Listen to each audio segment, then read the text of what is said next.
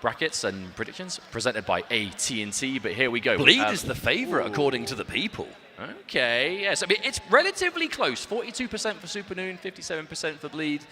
Obviously, you know, these predictions presented by AT&T. It is going to be, I mean, I would consider that somewhat even. It's definitely not enough of like, I wouldn't call it a landslide. Mate, or that's even like far from definitive. Yeah, for sure. But it also is a representative for, I mean, just how this match could go, right? It's not to kind of be that middle man, but I could see this match going either way. You know, I feel like I've personally had that confidence in Bleed. You know, Bleed has been doing so well, especially since the official release of this game. You know, winning Frosty Faustings, being so consistent in general in the online space, is always grinding, is always playing. It's funny. Fourth at EVO Japan, right? Like this player, whilst already being quite young, is no stranger to this high level of competition. All right, so here we go. We're going to find out who's going to be joining the duo of Fox and Inzem in winners finals. Only one can do it. And we're going straight in there. Bleed securing first blood. This team, this tried and tested team of Alawi and Echo, oh my word, the pressure, the damage. The second you get put in that corner, wait for the break first before popping the technical. But it's also just true mastery of the team as well. Because a lot of the competitive players, the high-level players, they tried out a bunch of different characters and teams over the time, whereas when was the last time we saw Bleed playing anything that wasn't Echo Alawi? And every time we see, there's like, I mean, just optimization after optimization. Such an aggressive player. Supernoon. Beautiful chase down on that roll as well. Oh, hang on a minute. All right, we've got some Teemo in there. Now, if you've seen Teemo corner combos, you know they both hit really hard, and it ain't over just because the combo is. It's either going to be combo from the mushroom, or it's going to be set play from the mushroom. Even beautiful there, defense. Yeah, you read the throw, you go for the throw tech, the mushroom makes it plus for the Teemo player. You know, it's kind of like damned if you do and don't situation, but still stuck here. Oh, chase down of the roll. He's trying to make some of these options on Wake Up, but again, this is just that Teemo corner play through and through. Supernoon and brings in Echo. Look, Echo. When that mushroom is on screen, the Wake Up roll is so risky, maybe players feel like it's unlikely to be read. Because the Wake Up roll punished by grab, pushes the mushroom, it's like, surely they won't do that. I think it's a lot more simple. I think it's a case of you are going to get put in a messed up situation, and no matter what option you choose, I mean, there's so many layers to it, right? If you block, it's massive advantage. If you even, you know, if you get thrown, it's going to combo. If you take the throw, it's going to be plus for Teemo. Low-key, I mean, maybe even not low-key, but one of the scariest situations to be put in the game in general. And then as soon as Teemo's got those mushrooms in front, start bouncing off. Those slingshots, control those funky angles. Already does have the badge ready to go, so those poison mushrooms now going to be all the scarier. Oh, that still went, wow! I can't believe it. We're sitting The pretty in the Blazing grass. Inferno versus Timewinder. Who wins? Sitting pretty in the grass for a little while. Shut down by Timewinder. Ooh, okay. Expensive outbreak coming through. He's not getting over up yet. Ooh, whiffs a grab. All right, Alawi, it's your time to shine. Oh, maybe trying to bait a break there, perhaps? Oh, there it is. I think it was likely the jump, and then the second you see the break doesn't come out immediately after the button pressure to continue the pressure. Well, it's not uncommon that, you know, teams that kind of establish this strong zoning style, they will look to break early. They're going to have the advantage in the neutral. They're setting up projectiles, they're kind of covering that screen in kind of no-go zone. As soon as you get a hit on them, they're going to want to push you away and reset to it. So perhaps that's what Bleed was looking for anyway. But regardless, Supernoon, yeah, just covering the tracks right here. Here comes the mushroom, or the tree in this case. Why does every skin change it? Keep it mushrooms. It's beehive sometimes, mate. I mean, that's cool. Can't hate on that. Oh, allowing massive to hit. clear all of the mushrooms in play, however, at the risk of getting punished herself. Now, pushing forward, Supernoon. Oh, the damage takes out a character, but also bonus damage on the Alawi. Now, way less healthy, as now one character remains with that anti-air attempt, but does not whip it. I was about to say, at least on the plus side, Echo doesn't have much health left at all, so you're going to quite easily finish that off if you can find the hit. Now it's just strep Alawi Teemo. I mean, Alawi does have that damage output, and Teemo does not have a lot of health, so if Bleed can find it. Hello. Look, characters in this game have different damage values or health values. Teemo, as annoying as he is, he's made of wet paper. If you hit him with anything significant, he's probably dead. Oh, I love that overhead to avoid the mushroom. Beautiful throw tech. That throw tech saving the skin of Supernoon straight back into the action. Not great on the resource department, but allowed. But on the same side, yeah, we're talking on the flip side, Bleed does have that number 3 available. You can hit it, this Teemo is gone, but again, you need to find it. That poison ticking down. What a choice. You can tell that Bleed is just trying to have some control on the screen. There's definitely advantage. Supernoon as the mushroom. Oh, the super of supers. gets that first game on the board. I mean, this is the Supernoon we thoroughly expect to see at EVO. But Supernoon is hungry for that first place. No more second. This is the time. Get that first. You know, we saw that kind of pre-EVO video, you know, that Riot put out for 2XKO, and they followed a number of those top NA players and what EVO means to them, how they want to approach this tournament. And these are 2 players featured in that video, and Supernoon said it, you know, EVO is the one, it just feels different, it just feels special. Characters in this game, some of them do have those slower overheads that technically, yeah, you can react to them. This game is so fast-paced, there's often, especially in the likes of Teemo, so much stuff on the screen that those overheads is one of many things you have to worry about. Reacting to it alongside keeping track of everything else that's going on is definitely easier said than done. I love the way that Supernoon has actually used a lot of those supers to kind of just create space for Wow, plus dead character. Very similar to the last round we saw. Echo gone, Alawi taking that bonus damage. So much more work to perform. 1 bar in the tank to bleed. I mean, that's the difference, right? Alawi can end those combos, spending the super on those tentacles, but you need the right situation for it. This is really rough now as Supernoon is just on the warpath with these mushrooms. Limit strike, activate mushroom, what's it gonna be? 1 more mix, and that mix is successful! Oh no, but he didn't finish off, but what can you do about it? I mean, yeah, that seems like even though it didn't finish off, what can you do to stop the poison sticking you down to Magic Pixel? You're dealing with the super. And that's already a match point. This is looking so much more dominant than I think most people were expecting to see. Hey, the set at Frosty Faustings, it was months ago, sure, but that went the distance, right? That was a long grand finals, but I tell you what, Mustard, motivation's one hell of a thing. Well, I feel like Bleed just hasn't, especially with the Alawi, just hasn't really been able to get anything significant started. Supernoon has just controlled this neutral from start to finish. There's a break again. Okay, manages to find a hit on the way down. No break on the side of Noon, so finally we can start some momentum here. Yeah, bringing Alawi. I mean, only the 1 meter to spend, but you will spend it.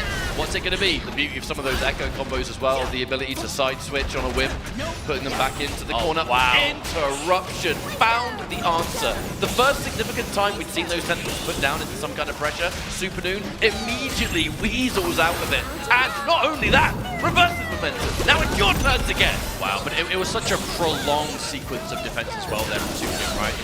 The tentacle super was out, managed to block correctly, found the perfect time to challenge, cleared the board, and now Echo is gone. Down to this Alawi again.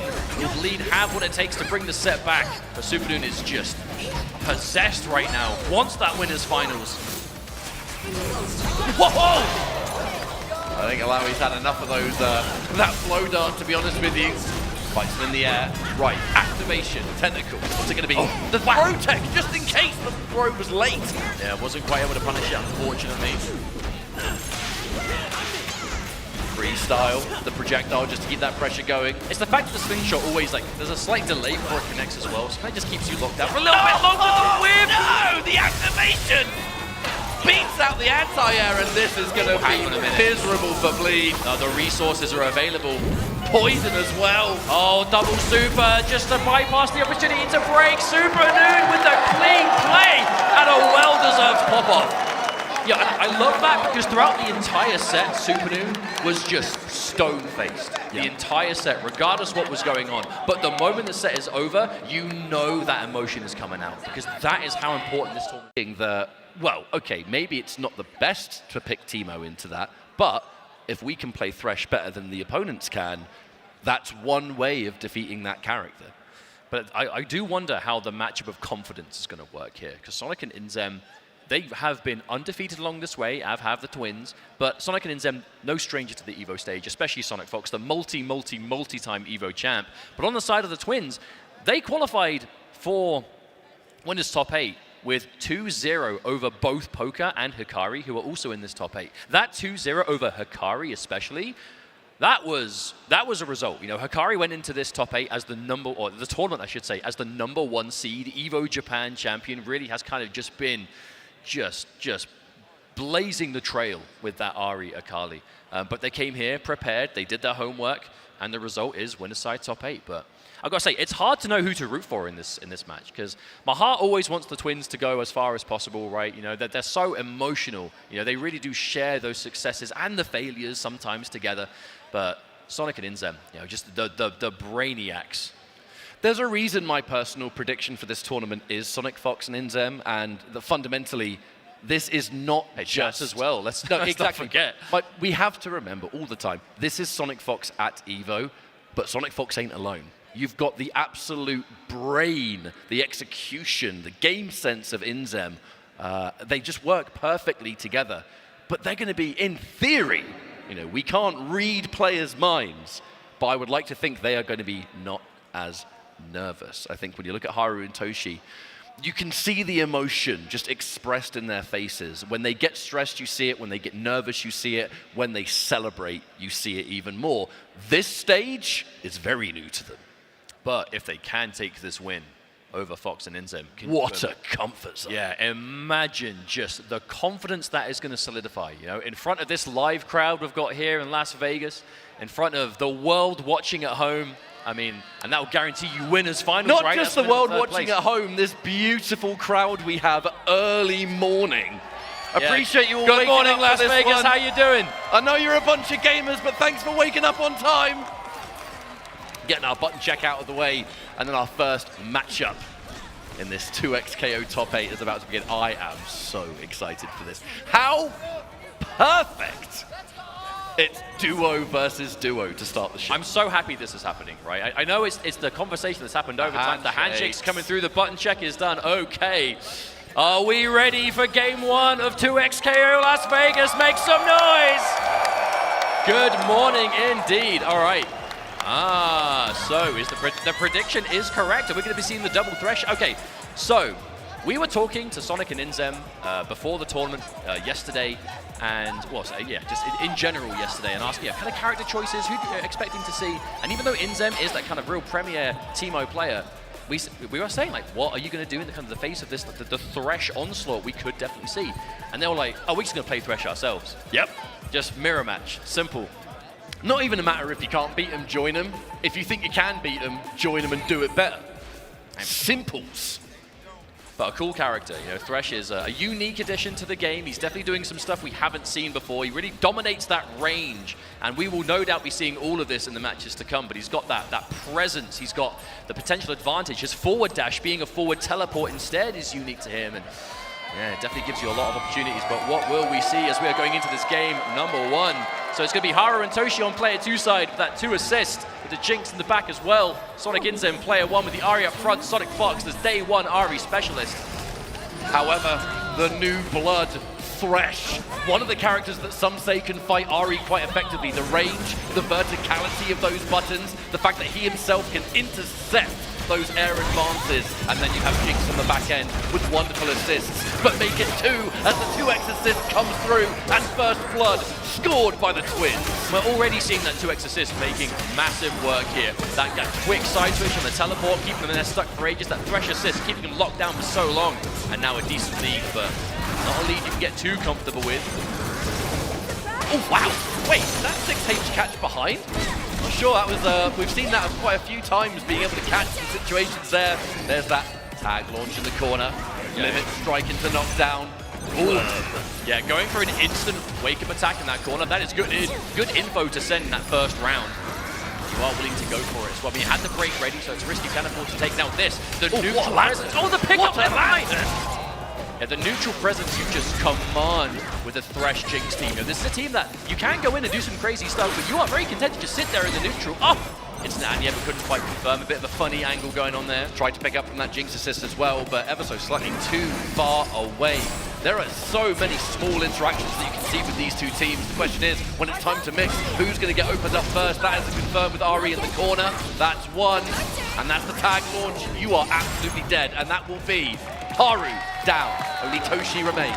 Best case Ender as well, going for limit strikes. You're going to build those resources, but a massive heavy. Ooh, okay. One thing to point out here is that Thresh has an unorthodox dash. It has the ability to go through opponents and even sports a bit of invincibility. 10 corner combo. I mean, you've got all the meter in the world, right? Yeah, bring in Thresh, there's the extension. Yeah, keep it nice and simple. Just go with the K, just stuck in here with me. And that's the first round. Okay, going the way of Fox and Inzem. I like how this match of just match the Thresh with the Thresh really working out. Oh, massive parry, though. It's going to give you equal access to the tools at hand, right? Oh, huge advance. No, misses the jump. That is unfortunate. So much damage left on the table. Not only that, an opportunity to take the break away from the team of Fox and Inzem. Oh, wow. That counter hit on the projectile. Instant break, though. And here comes Jinx. Toshi now, the active man.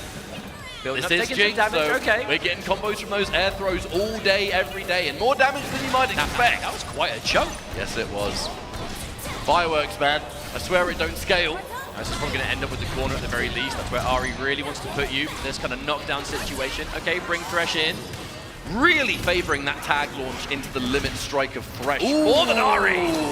Okay, Where the other side. All right, that's dead for sure. Charge to H. Yes, please, air hook. Doesn't need the second one. And now Thresh versus the army of Thresh and Ari. Oh no, that's not what you want to see though. Sonic going to get the hit, still stuck in this corner. Are we going to keep the Ari set up or are we bringing Thresh back in? Okay, limit strike this time. Ooh, wake up parry! Oh, Sonic the immediate side switch. You want to parry, mate? You're still going to have to hold whether I'm in front or behind. And just like that, game number 1, Sonic, Fox, and Inzem. Remember, folks, this is a best of 3, so for the Americans, half that work is done. But will there be a turnaround? I mean, it was a confident game, right? It was a very dominant game 1 from Fox and Inzem. They were basically in control the entire time. Going back to character set, I agree with this. Take a little bit of time, even if they don't change anything at all. Just take a little bit of a moment, have that communication time. That's the benefit of duo, right? You kind of have that built-in coaching. You're allowed to talk to your duo partner. I mean, we can see both teams doing it, right? This is genuinely, we see the discussion all the time online around the game in general is like how viable is duo play, and we see examples of its viability with the highest level pairings, such as this. But it's hard. It's really hard to play at this level, but it does come with those benefits. And kind of having that on-demand coaching, between each other, it's fantastic. Especially on this kind of stage, right? There's potentially a lot of pressure here, a lot of prize money up for grabs as well. You can say that again. Shouts to Riot. Yeah, and overall, but you want that time. Take that moment. Here we go. Game number 2. Is there a refresh? But Fox and Inzem, they're locked in, looking for that winners finals. They want it, but will they get it? Let's go. Game 2. All right, starting off rather strong. A little bit of that screen presence asserted by the twins. And that minion refuses to leave. And it's Thresh, forward throw in the corner. This guy hits like a truck if he throws you, even without assist. But why not? Let's just add a little bit more. Wow, that is a lot of damage off a throw, and that does give him a commanding lead. Push block just to get Jinx out of the way. Hits Thresh, but it doesn't matter. Worth it. The break is forced out. More important to keep the characters alive. The air throw from Toshi, choosing to set up. What's it going to be? Minigun, meaty jump in for the plus frames. This pressure refuses to end, but Inzem refusing to get opened up. Hey, Imzen's defense was on point. There was a lot being thrown at him, but managed to stay alive. Ari comes back in and is instantly KO'd, though. Okay, advantage, twins. Oh, here comes Inzem. Ooh, okay, tricky movement. Oh no, holds too much. And the air throw. This is something we've seen so much from the twins yesterday. Lots of parries on airball options, lots of instant air throws. So confident in these choices, and that's going to be a level 3. Oh, eternity begins. But it's just game 1 here. Very good damage, though, and we'll be happy to take that one. A convincing first round for Haru and Toshi. A complete 180 on the dynamic from match number 1 in this first set of the day. But that's what you want, right? Take that time in between. Who knows what they were communicating, but we're definitely seeing a lot more air throws. Okay, best case scenario again, limit strike. Thresh is on the screen. Ooh, wake up attack. But it didn't matter, the Thresh is still there. Oh! Wake up attack was no good there, unfortunately, and Ari already bleeding pretty severely. All right, Inzem's opportunity, lovely parry there. Creating some real estate. The tag creates that pressure. I mean, the lantern's still in play. Should you bring Thresh back out in there? There is going to be, oh, wow, the tag into the lantern. Maybe try to be a little bit more cute, a little bit more unpredictable. That 2M, however. That's a max range catch. Oh no, not close enough for the combo extension. Sonic Fox missing a few of these opportunities. Gets a massive heavy, but couldn't commit. Don't want to commit. If you overcommit trying to hit the character that isn't in play, you risk getting opened up by that point and just getting blown up this game. These teams, their damage output is absolutely ridiculous. Right. Yeah, I love the retreating guard. Chase down. Oh, the retreating guard to avoid the minigun, but Thresh was just on the prowl. Yeah, 1, 2, 3. Okay, fantastic. What a chase down from Haru. Could just smell blood and was just going for it. Ooh, okay. This is a lot of work for Sonic Fox. You don't even have Fury available. You might have time to bide and build it up. Oh, the reaction! The beam! It's not going to kill yet, but my lord, are you tender? Oh, the jump back air to air. Toshi with your reactions. All right, and we were saying before, very emotional players, the Twins. Whenever you look at Sonic and Inzem in between games, they're normally quite calm. They're normally kind of having what seems to be quite chill conversations, very analytical. Whereas the Twins, I mean, we see it in their play, right? You see the disappointment when they lose and the excitement when they win, and that's what you need. Feed off of that, especially on this stage and especially in this kind of environment. But we are going to a game 3. One more match will decide who's going to go to that first winner's final slot. I tell you what, if you're a possible new viewer, maybe you haven't seen much 2XKO, these two matches are a perfect demonstration of how back and forth this game can be. It's fast, it's aggressive, but also very, very momentum focused. I mean, just look at the matches over the weekend. How many 2-0s did we see in pools? And we were just running through matches. Whereas as soon as it gets a bit close, as soon as things get a bit more to the wall, you start going the distance, but for good reason. Yeah, taking some time here. It's a pivotal moment. The difference between getting sent to losers now or after winners finals, if that even happens, is huge at a tournament like this. But we're jumping in now. It's going to be actually Inzem in front. That's an easy confirm there. Question is, what are we going to get from him? You know, it's going to be damage. One thing about Thresh, he does hit like a truck, but that does result in quite a lot of meter being built. So much extra little damage being dealt, but a clean hit there from Sonic Fox. I will say that was quite a late break coming from Haru there. I feel like most of the damage had been done. I mean, a lot of those massive extended combos typically are quite corner focused. Maybe Haru just wanted to avoid the situation altogether, but won't matter as the Thresh is gone, but now Toshi left. Now, I've said it before, but Jinx is not a terrible comeback character, right? Being able to get a lot of like solo stuff off of forward grabs inherently makes your strike throw quite dangerous. Wow. Some neutral presence, but won't matter anyway right now. Oh, this is terrible, Mustard. This is a horrible, horrible situation. There goes the super. But it's an important change, because I feel like in that second match, Oh, wait, what's this? Hang on, wait, this combo's we're still going for damage? We're going for damage here? You get more. We still have a chance! Hang on a minute. Is this going to do enough? No way! Say it, it's so! Oh, it is! No mix-up required! I think I'll just kill you instead. Well, that's the benefit of the Thresh damage. I mean, it builds you loads of break, but that situation, just because you can break, doesn't mean you're going to, right? What, break that much of a life deficit? Caught a happy birthday, forced the instant break there from the Twins. It's going to be scary from this point on. You do not want to get opened up. The sandwich makes it really difficult. Oh, the defense though. Toshi gets out. Oh, finds the hit. Yo, I got you, bro. You want to commit on the Thresh? Here comes the Jinx, but a massive air dash from Sonic Fox. Okay, we're going back to the left corner. I mean, probably... Oh, wait, hang on. Wait, no, there's Thresh. The Thresh is down. You can't use it. Yeah, there's no assist available, so we're going to have to do this one a little more standard. Team launch it is. Oh, wait, hang on. This might be enough. That doesn't mean the combo's over, though. Wait, is this going to be a repeat? Have we seen this one already? Oh, it is. That is enough. Goodbye, Jinx. So much damage on the table. Okay, the benefit is it built a lot of breaks, so at least Thresh is going to have access to this Fury, but what a lot of work to do. But a massive jumping H, that's one way of starting it. At least was able to pop the Fury in a much safer avenue. Baits out the anti-air, the air backdash, and the whiff punish. This is Fury and Thresh. My word, is this damage going to be insane. God, it hurts. All right, set up, super assist. Oh my goodness! Oh, where you going? I feel like Haru, Thresh, level 3. I feel like Haru getting hit by that jump heavy actually ended up being a bit of a blessing in disguise. No way. Because they popped the Fury! No! Didn't get the combo from it. That's so much damage. Even though it wasn't a combo, it gave a massive lead to Haru. They're threatening some chip here, but that's the last meter used for Jinx. Nothing left except the assist. Oh, yes, no. Clear. No, pops the Fury. Okay, Sonic Fox is a believer. That Grey Life is going to come back, but you have to be so careful. You get clipped by anything here, and this Ari is gone. Level are going to regenerate a good amount of health. Tries to maybe catch that anti-air attempt. The late Fury was a risk, and it turns out it was a risk not worth taking. But now match point from the Twins, they are feeling the hype. They are just buzzing out of their seats right now. The huge opportunity with that Fury being effectively wasted on the side of interruption. Okay, this is how you start it. What's it going to be? We've seen some pretty crazy setups.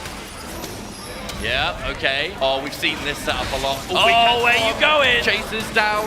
The back roll puts you straight back in that position. No limit strike here. We're just taking a combo. Teleport. Hang on. Hang on. Whoa, what's this? What's How this? much damage is this going to do? Oh, that was so much damage. Thresh. We've got so much health now, just back off. We're winning in the neutral at the moment. Oh, the air throw again! Toshi does not miss those! Thing is, if you get combo rewards like this, that air throw's always going to be on your mind. And the flip out in the air hides the screen, can somewhat hide what Thresh is going to put out there. I mean, I get it. These are two characters who want to spend a lot of time in the air, whether it's the air dashes from Ari, Thresh, whatever. But there's an opportunity now. It is still a lead for the Twins, but... Wait, hang on, is that... Yeah, okay. We're getting more sauce. We're getting more sauce. And the Lantern, the late break, they know we can't risk this killing a character. We need the access to assist. Oh no, wasn't quite able to get full confirm. Oh no, the point blank S1. I don't know what Haru was trying there. But it does give Inzem an opportunity. This Thresh, who took so much damage right at the start of the round, is now in the driver's seat, firmly spending the level 3. Okay, here it is. I mean, surely there isn't a world that this kills.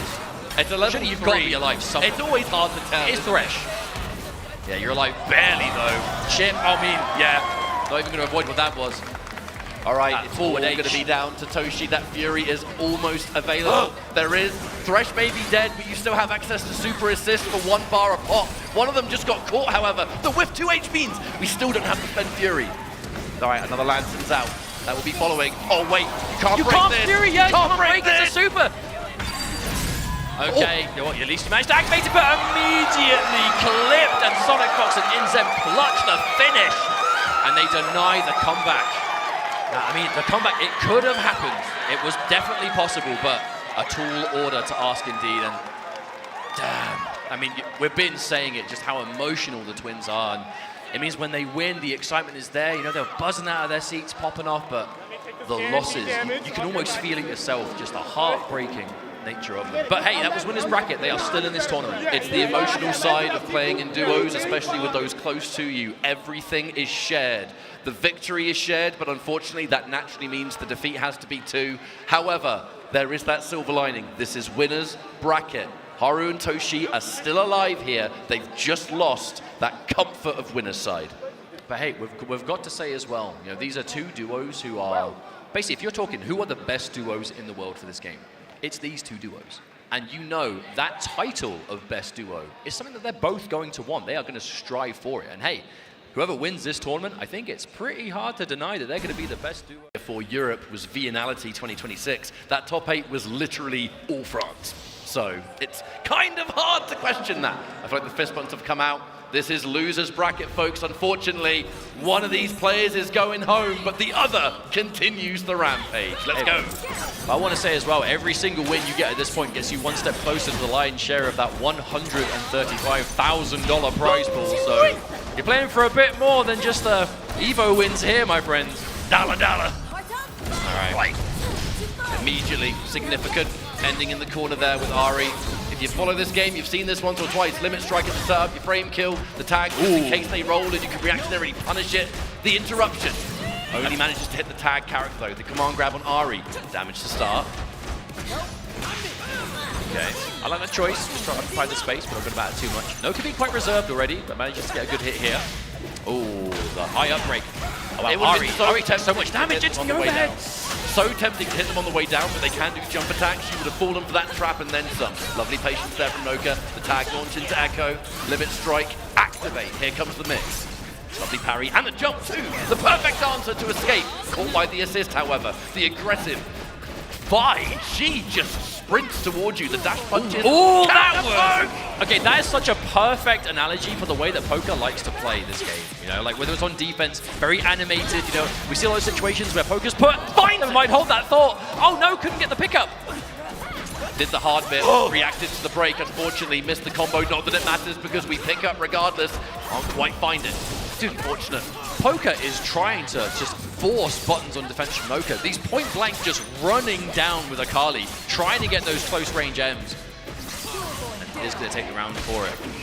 This is near enough. I say hasn't quite done it yet. I can barely see the health bar. I say Vi is technically alive, but I mean this. Okay, it's not impossible, but ooh. Okay, right, well that's no way of starting off. That's one. Yeah, you're at chip kill territory here, but very much Noka's still alive. Was I speaking too soon? Oh, unfortunately not. As Poker could be able to take the round. I kind of respect the press there because anything into a special move was likely going to chip you with that health. You had to try something to fight back. Interesting trade there. Okay, Helmbreaker straight into super activation. No doubt going to get the corner on this. So much damage for it too. Break bonus has happened, but you've already got a break, so who cares about that? Limit strike, what is it? Chases down the roll a little bit. It's the low. I feel like Poker very likely to do anything but block on Wake Up, right? We see a lot of situations where you put into a limit strike, setups in general, a lot of up back on Wake Up, a lot of rolls. Not always looking to sit there and block. Quite different game to block. Ooh, avoided the whole thing with the handshake to keep safe. You know, with how much pressure we've seen on both ends, it's been quite a long time before someone finally gets opened up. What was that, like 15 seconds or something? Oh my goodness. No, the break. Now again, for those that may not know, just on the off chance there are some new viewers here, you block that break, you punish it. They bounce, you kill them, and they lose the meter. A huge part of the game. That's why it can be quite a double-edged sword, right? The break exists to save you in desperate situations, but if your opponent reads it, it's almost as if you were better off not doing it to begin with. It's the nature of freestyle and 2x assist. Anything that leaves your tag character on the screen for longer gives you more time to react and bait that break. Oh wow, max range catch. Akali, okay, yeah, they're chased down, go for a meaty. Ooh, I love that movement from Poker, just to get underneath. As soon as you see that Noka's jumping forward, it's not always about anti-airing. Just making it so where they land is just no good for them, especially when you've got the movement speed of Akali. I mean, she's running at the speed of light. Push block, interrupt, but again, cannot overcommit. I love such a bait to try and catch that tag character when the point is right there. But I love what Noka did. Noka, oh, hang on, hold that thought again. Here's the Azula drop. Oh, that does so much damage by itself. Poker taking game number 1. But even at the end there, you know, Noka looked like he was kind of fully committing on hitting the assist, but right as you would go to whiff punish, went for like a feint forward. But Poker, I mean, Poker has had this fantastic dynamic of looking like he is just almost like just straight up impatient, but then suddenly out of nowhere, a hard call out. You know, like the bait on the break. Poker was sitting there for quite a long time, just waiting for it. You know, just straight up, and was still confident it was going to work out, but was accurate. Stressful times for these two players. Just a reminder, losers bracket. Whoever wins this moves on into the joint 5th territory, but sadly, whoever loses this is out of the tournament. It has been a hell of a run. I cannot stress enough, even getting top 8 in this tournament is ridiculous. I guess we'll leave it at that. Hey, to be honest, when you add the Riot contribution to the prize pool, Evos as well, for 7th place, it's $3,650 for 7th. So not bad. That's not bad for, you know, for a weekend of work in Las Vegas, but you want to go further. You know, it's not about the money for these players. I'm sure it helps, don't get me wrong, but nah, if you're in top 8, you know you can get further. You want to win Evo, especially for these like long-time competitors, the newcomers. But here we go, game number 2. Oh wait, number 1. Oh, but unfortunately, because Akali was there, she was the target that took the hit, so you get punished anyway. Yeah, Noka went for that super for the projectile invincibility on it, but you know, like Ketchup just said, Akali just took it point blank. Oh, the whiff grab! I love that handshake. Reaction. Yeah, Echo was not close enough to get that punish in time, so the handshake on Vi, who was still point blank, that was clean. Oh, huge Poker going for the commitment, and that is going to result in a character gone. Vi no longer here. That said, should you want to spend it, Fury is available for Noka. All right, clipped. At the moment, we're holding on to those resources. We're going to hold this, use it later. Okay. More freedom to escape. Oh, misses the anti-air and now gets punished. Now, Fury. Oh, never mind. I was going to talk about taking less damage. Who cares? It's over. That's not been so important. Couldn't get a pickup though. We're seeing a few hits, but nothing. Oh, the super assist is stopped before the rock is thrown. Okay, I mean, you probably survived this with the remnants of Fury, but it is gone. Actually, wait, is it? Wait, hang on, you might still be gone. Here it is. Super. Drop. OTG. Okay, no, you actually live. You live. Still get the guaranteed OTG for damage. Just in case. All right, there we go. Finds the hit. Poker. No. The existence of Fury. Yeah. That's so scary. Do you push? Do you hesitate? Unfortunately for Noka, no choice was able to be made there as Poker is now on match point. Noka needs to make something happen. Okay. If there are any French fans in the crowd, I mean, now's the time. Don't worry, I did hear you. Okay, wow, actually didn't get there in range. Good opportunity for Noka. avoid the hit by. Wow, punished hard for that assist calling. Oh no, and it results in Echo. That's like worst case scenario. Your assist results in nothing, takes tons of damage, and then right as your assist is stopped getting hit, the point character takes it. And now Noka in a bad position here. The Shroud. Right, here's the Shroud. Ooh, hello. Wait, hang on, what's the pickup? No, there isn't. Oh, but we're going for the command grab because the Shroud is on screen. Poker going into the bag of tricks. We're digging quite deep. It's a move that we rarely see all weekend, to be truthfully. Okay. Wait, oh, this hurts. Akali is a low health character, so this actually might be enough just to get rid of her outright. Yeah, that is enough. Oh, when you take Fury damage, plus the low health pool of Akali, that's what you get. Wasn't a particularly long combo either, so there's plenty of this Fury left. Maybe one dash cancel should you want it. Just take the extra damage, gets caught, but never mind. No combo to be had here. The side switch, finds the way out. All right, Poker opened up as Noka has an opportunity. What are we going to get from this? Limit strike. The low! Oh, no, did not Fury, commit. I'm sure Yeah, of it. expecting the break perhaps. The thing is, there's no guarantee that Poker will want to pop it in this. No, the bait! Okay, you don't have a super assist available, but what is the path here? Guess the game scenario, I would say. Okay, what's the setup? If you guess wrong, it's over. Oh, No tech! Oh, we found it! But no Fury! Still no Fury! oh my God, the text on the other side! I can't believe it! Noka managed to snatch victory from the jaws of defeat. Poker holding onto that break for dear life, and Noka desperately trying to play around it. I am absolutely shocked that in those scenarios, Poker was just refusing to go for it. It was stopping Noka's entire offense. Thankfully, that super assist can't break that one. Limit strike knockdown, baits the wake up. There's the break. Finally, that meter gets spent. I know we've moved on to the next round, but my brain is so struggling to process what we just saw there. The air text, the reversal.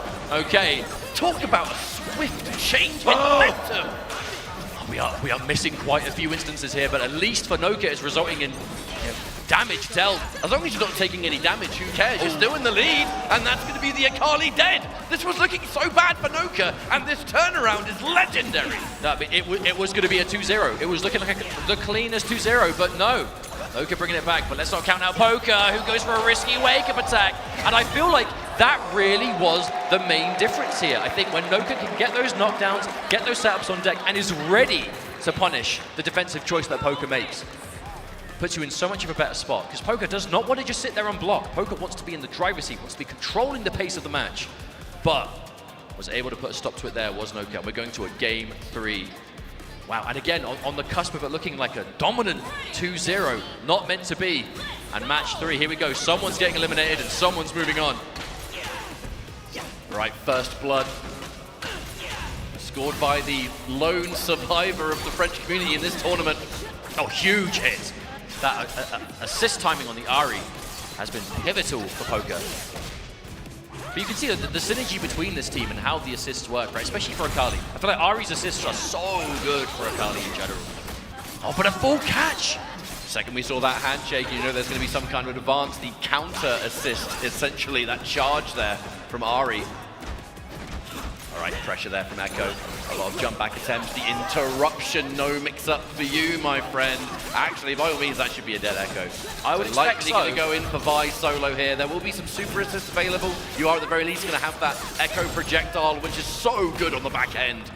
Kept it meterless too, so you're keeping plenty of super to take it to this Vi. But I mean, I definitely think it's safe to say that the Vi is kind of the star character for Noka. Talking about, you know Noka's got those. The crispy execution on these difficult Vi paths. Yeah, definitely not a character for the faint-hearted when it comes to execution, but Noka knows a thing or two. And a full pickup though, and we're actually going coast to coast. The corner carry on Akali, quite disgusting. With the strike, set up. Yep, the pressure. Oh, level 3, it connects. Okay, Noka. I mean, you can't take the super meter with you into the next round. If you find an opportunity to use it, go for it. This is gonna chunk. Oh, that did enough! It takes out just enough. And wait a minute, surviving that way, Fury. No! Talk about Fury, we're not gonna matter. That level 3 is gonna shut down any chance. I mean, Poker had the meter available. Cut the clouds. Poker saying, you want to hit me with a level 3? Fair enough, but I've got one too, buddy. All right, here we go, match point again. But, I mean, let's not count out Noka. I mean, Game how 2 that was second quite game went, explosive. anything is possible, mate. The bait, just the last minute, the hesitation there, the delayed tag.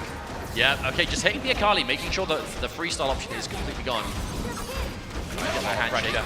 Yes, indeed, the reversal. Oh, unfortunate, a bit of a weird side switch there. Reversal comes out, but you're still not safe. Forced to use the break as well now as poker. Hang on, wait a minute, this is That's a lot of damage. Yeah, we're going for limit strike into setup. And again, poker. I think every time poker has been on the receiving end of that setup has done anything but block. But again, even blocking itself isn't exactly a safe option. This is a character with, standing overhead, left, right potential. Especially when the clone is ready, but it's not always the same options. Either way, not going to work out for poker in that instance. Okay, there's a super assist at the very least. Will connect with poker, given an opportunity now, gets the side switch as well. Here we go, the classic Ari setup. Yeah, Chases the roll. Punishes it this time, correct timing. But it's one of those situations where if you get the roll punish and there really is no tag to make it a full combo, sometimes you'll be content to take that damage just to escape the corner. Oh, huge dash punch. Oh, the Hellbreaker into handshake, okay. Poker's still here. Oh, the wake attack, that was such a bold choice for Poker, who is now approaching the Fury, but the question is, will Poker look to activate it? Noka, do you want to save? Okay, no. The delay on deciding whether you're going to break or not, Poker just immediately goes to the level 3, which means that Noka now on the back foot again, but do have access to Fury, but the same can be said for both players. It's getting scary now. But Ari, with no meter off the back of that level 3, has very few ways to deny the breaker should have hit connect. Especially now the super assist is gone. Oh, Interruption. the Fury! Activates. And the counter Fury! We're still alive, but for how long? You can't be chipped out, Fury. You have to be hit, and you will be hit on the punished retreating guard. Poker finding the magic moment in the final instances to take that set. GG's. Yeah, that was one hell of a match. Hikari went into this tournament as #1 seed. If you want to look at your own fantasy bracket, you can see at the bottom, it looks like the people definitely favor Hikari. That's a fat 90%. You can follow it along yourself. Just go to upsets.gg/Evo 2026. This will be going on throughout these tournaments, not just 2X. Yeah, thank you, AT&T. The Evo Fantasy Pick, of course, presented by AT&T, but pretty one-sided predictions. The people definitely believing that Hikari has this, but I mean, we're hearing it. Globo does have some supporters here in the crowd. I mean, the people online vote Hikari. Crowd, what do you think? What about Globo?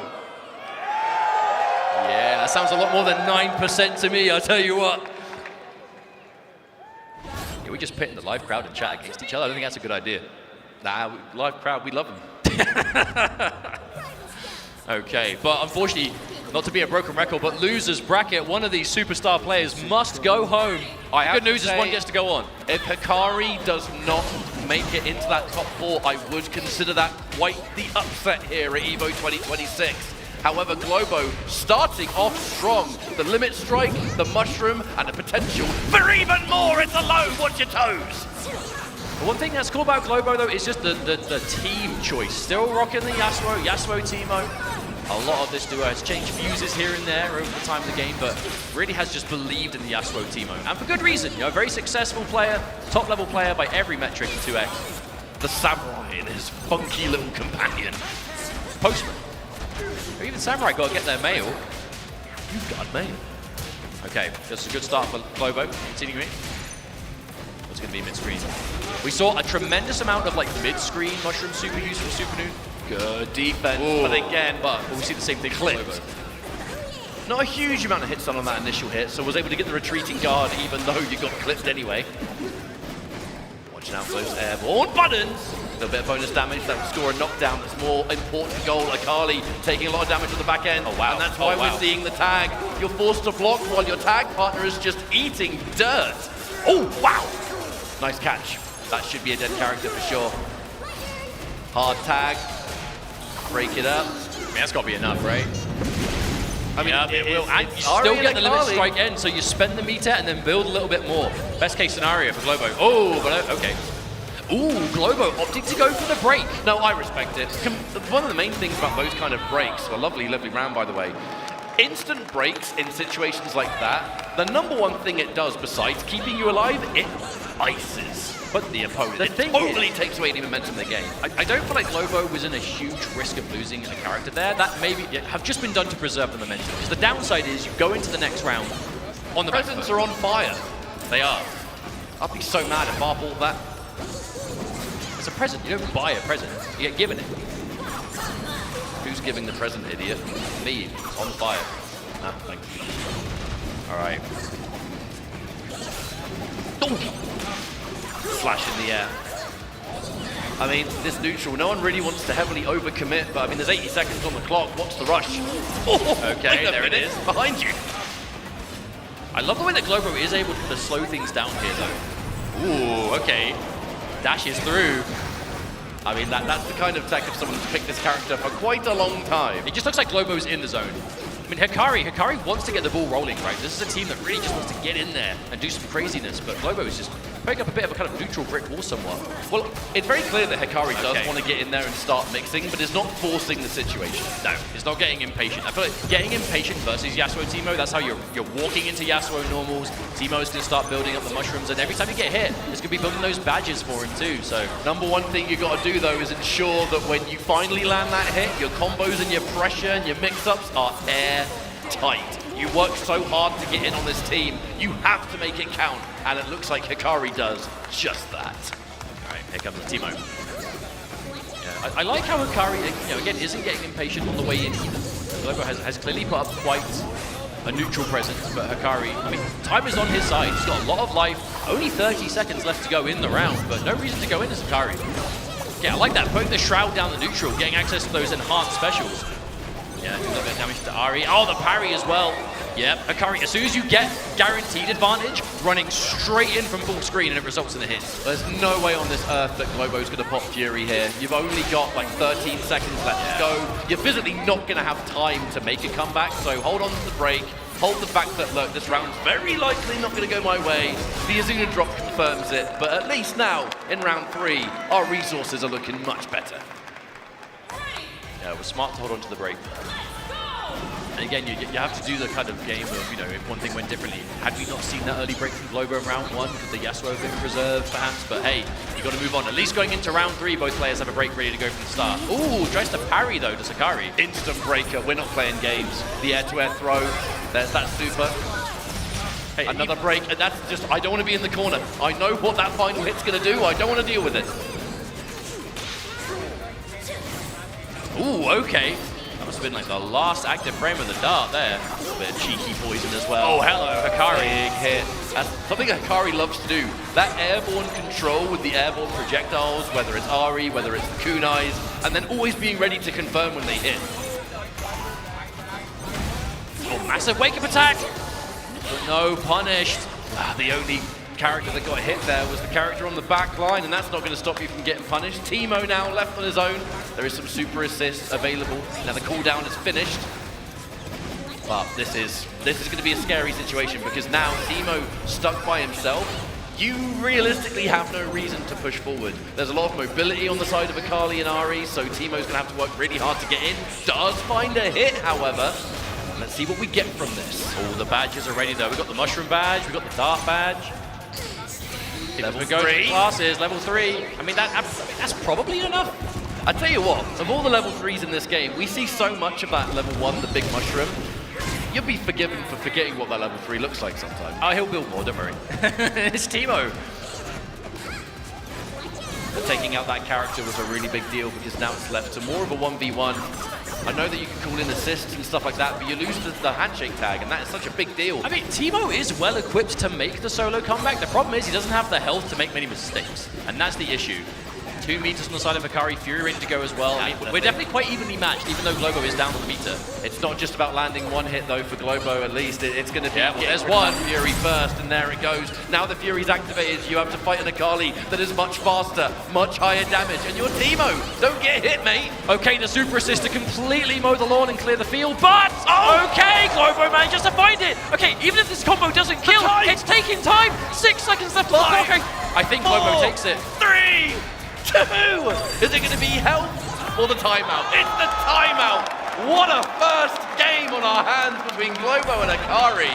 That was hard-earned, and only one match! You know, even seeing that the Fury popped the combo timer long enough to just go into the timeout, that would have extended a little bit. I actually think there was a path that Globo was going for that could have got the KO too, just if the time let it finish, but Globo played that so well. Again, it comes down to that 1v1, right? It's that ultimate, you know, immovable object meets unstoppable force dynamic, right? Akali just wants to use that lightning fast movement speed, the crazy mix-up potential to get in, do crazy things. Teemo built so well at just building the space. And when it comes down to that 1v1, it really is anyone's game. But in that case, it went to Globo, now 1-0 in the lead. Started off with a really comfortable lead, a really well-played game, round number 1, I should say, in game number 1. Now can Globo keep it going? It's the two different dynamics of 2x KO, ultimately. You can have these lightning fast matches, but if it's a game that goes down to the last moment in every round, the resources getting spent, it takes a while. You've got to be focused all the way through. Wonderful start here for Globo. Akali already almost KO'd, but lovely pickup, take the damage while we have that situation, and now corner, the pressure begins. What's it going to be? Delayed run in, instant overhead. Catches the assist, but it will be the grab ultimately here, but with no tag available. If there was a combo, you still can't use it. Oh, wow, okay, Akali is just sent away. Be gone. Oh, but the grab reset. Okay, Hikari taking out the Yasuo. Here comes the Teemo again. Honestly, I feel like the character that Globo looks supremely comfortable on, even in this kind of solo situation, so definitely got good positions to bring it back anyway. Ooh, hello. Yeah, I love that dynamic. Meeting the projectile super, kind of moving upwards to make it whiff. You do parry the assist and you're at the fullest of full screen, depending on character, even finding a punish is difficult. I guess the bonus is that you force them on that 4-second cooldown, but if you don't get punished, who cares? Jump back again. Oh, wow. No! Hikari swinging there and Globo finds the hit. Okay, now what do you do in the corner? I'd get out of the situation, yeah. Okay, mushroom. Wait a minute. Hang on a minute. Oh, not again. Got to be dead, hasn't it? Keep looking at these situations and going, okay, what's the setup going to be? The setup is just your demise. You are ended, my friend. Oh my word, Globo with the round. The Teemo comeback is real. If we see a 2-0 in this matchup, oh my goodness gracious. I mean, that will be Mr. Momentum is Globo. You got to be feeling pretty good. I mean, look, we're not going to think too far ahead. Hikari, an absolute legend in the space for a good reason. But match point down. You got to make something happen here. There's not much time left. Fantastic position to be in though for Globo. Just have the room for error should you Such an uncomfortable neutral being established by Globo, perfectly playing around how Hikari's going to try and advance the space. Hikari is being patient, and with every individual projectile, one less bit of damage you can take. But even then, now we have the badge on deck, the mushrooms as well. Like Globo isn't even playing at full power right now with his Teemo. Oh, huge, yeah. You have to break immediately to Hikari. Hey, post-break, you put them in the corner. This really is where you kind of want to keep Teemo. More screen space this annoying character has to work with, the better for him. But even on this Akali, Hikari is trying to swing these airborne heavies, trying to look for some kind of air-to-air. But just Globo is being so patient and careful. That's the big thing. A lot of care coming out from Globo. Not to overcommit, not to put yourself in a bad situation. Keep that lead going. Time. I mean, we're quite even here, but in the set, Globo has the room to work with. All right, there was a push block, but caught the jump back. This is a wonderful opportunity for Hikari. We're going to set up, beats the roll, and is able to turn that into a full combo thanks to the tag being available. There's the super. That is really nice damage, and actually, it's Akali. We have a possible Kazuna drop in our hands. Surely it's dead. Yeah, the optimized paths. Hikari manages to get a serious advantage here, taking up the Yasuo, but I mean, I say that as if this Teemo hasn't been doing work by himself. This Teemo has been the MVP of this match, without question. You know, actually, dare I say though, I feel like maybe even the time is against Globo here. I feel like it's been in Globo's advantage for so long, but I mean, how does Teemo take out two practically full health characters in less than 20 seconds? I don't think it's possible. With every second that counts down, your chances go down even more. I feel like we actually saw an exact repeat of this position in round 2 of game 1. So I feel like we're kind of just watching a bit of a rerun here. Hikari will comfortably take that final sequence. Okay. The match point continues, but Hikari, this is that chance to stabilize.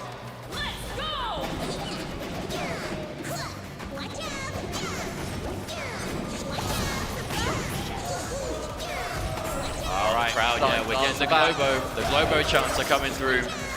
But if Hikari has taken very little damage at the moment, there's no rush to force your way in. Look, this is a minefield of just stuff everywhere. But if we're not getting hit by it, just let him do it. Hey, I mean, it ended up working out in Hikari's favor in the last round, right? As we got towards that kind of 30-second mark with, I mean, again, you know, Teemo's combos there, they're quite long. He does actually need some time on the clock to work with. That was the Hikari special, by the way, catching those guys, but you weren't able to turn it into a combo because Ari had been hit and knocked out of play. Forward throw from Yasuo. The OTG. Oh, wow. Made a quick wake up. That's a meaty. Actually, look, that backdash got punished. The jump, Yasuo. It kind of looked like Globo tried to confirm into that side switch pre-breaks just to see if they break and you still have the corner. Maybe I'm looking too far into that. I mean, overall, it's looked really difficult for anyone to get any significant hits, though, in this neutral, because there's so many wayward hits, but you're not really in a position to always do something with it. Launch, and it's Teemo, so I'm going to guess you're dead there. Oh yeah, goodbye, you're going for a ride. The last ride. Goodbye, Teemo, and now Hikari a life bar away from tying things up, and that's going to be on the Yasuo. Oh, massive whiff, though, hang on. Yeah, you nailed this combo. I tell you what, Mustard, we've been seeing absolute magic happen from the Teemo. The Yasuo's kind of just been along for the ride, been more of like an assist machine than anything else. This is your opportunity to shine. Prove your worth, Yasuo. Globo, can you do it? Hey, with 6 meters to spend, that's 3 super assists. Oh that's my God, massive look at damage the bars. confirmed. Yep. And there's no break for the side of Hikari, so this is all going to be guaranteed. What do we get next? Limit strike, the setup, beautiful throw tech, that keeps you in the fight. Block after that throw tech as well. You cannot get hit by anything else. You know that's going to be a level 3, some kind of confirmed The other side! Hikari got to the other side from that. That's crazy. That again! Back to back! Oh no! Globo. I mean, 10 seconds on the clock. You don't die to this combo, but you need that time. The Fury keeps you alive. It keeps you alive and still with the life lead. And then even if Hikari gets hit, I mean, hang on, who's in the lead here? Oh, now it's definitely Hikari. Now it's definitely Hikari. Oh my word. What is with Hikari and late stage matches where the time is becoming important? Do you even remember Hikari's match to get into top 8 against Jakey the Snakey was like a timeout with like magic pixel. Literally, you could barely see the difference. And Hikari just using the time as a weapon in this series. I'll tell you why. Because Hikari may be an explosive player, may have unbelievable offense when the occasion calls for it. Not always. If you are against these defensive teams and they are putting stuff all over the screen and they're trying to just cause trouble, you don't have to go in just because you don't have the range advantage. You can just sit pretty, you can let these things happen, you can get rid of the obstacles as and when you can, but you find your moment. If that moment takes 20 seconds to land, so be it. If you're healthy all the way and you finally land a hit and it's timeout territory, all of a sudden, you're in the advantage. And this is going to be our final match of round 1 losers here in this top 8. Only 1 game left to go. Hikari starts off great this time. Okay, immediately putting this Teemo in the corner. The earlier you kill Teemo, the better at the end of the day. Hikari doing half of that work, the immediate tag out there now, and the crosser forces the break, but the reactions to punish, and unfortunately, Teemo gets brought in afterwards, so that is a dead main character right there. Nope, never mind. What was I talking about? I feel like there was a path there to get it, but I mean, again, Hikari had a massive lead. You know, go limit strike, build up more resources, regardless. I ain't gonna lie, when I see a less than half-life Teemo, I just assume you're dead. I think it's safe to assume that, that he would go there, but he's so low HP. Ain't the way the cookie crumbled as Teemo's still alive, regenerating that grey life, which is important. However, Hikari very much still doing what he wants here in this match. This has been a perfect way for that first round of Game 3 to go if you're in Hikari's shoes. You've spent all of the other matches just having to play so reserved, so patient, kind of scoring first blood immediately in this game and just making it endless with offense. Full screen handshake tag to whip punish Teemo there. That was just total screen control, and now Hikari goes to match point. Globo started the set so well, but Hikari really has kind of found his groove. And now it's on Globo to adjust, but will we see it?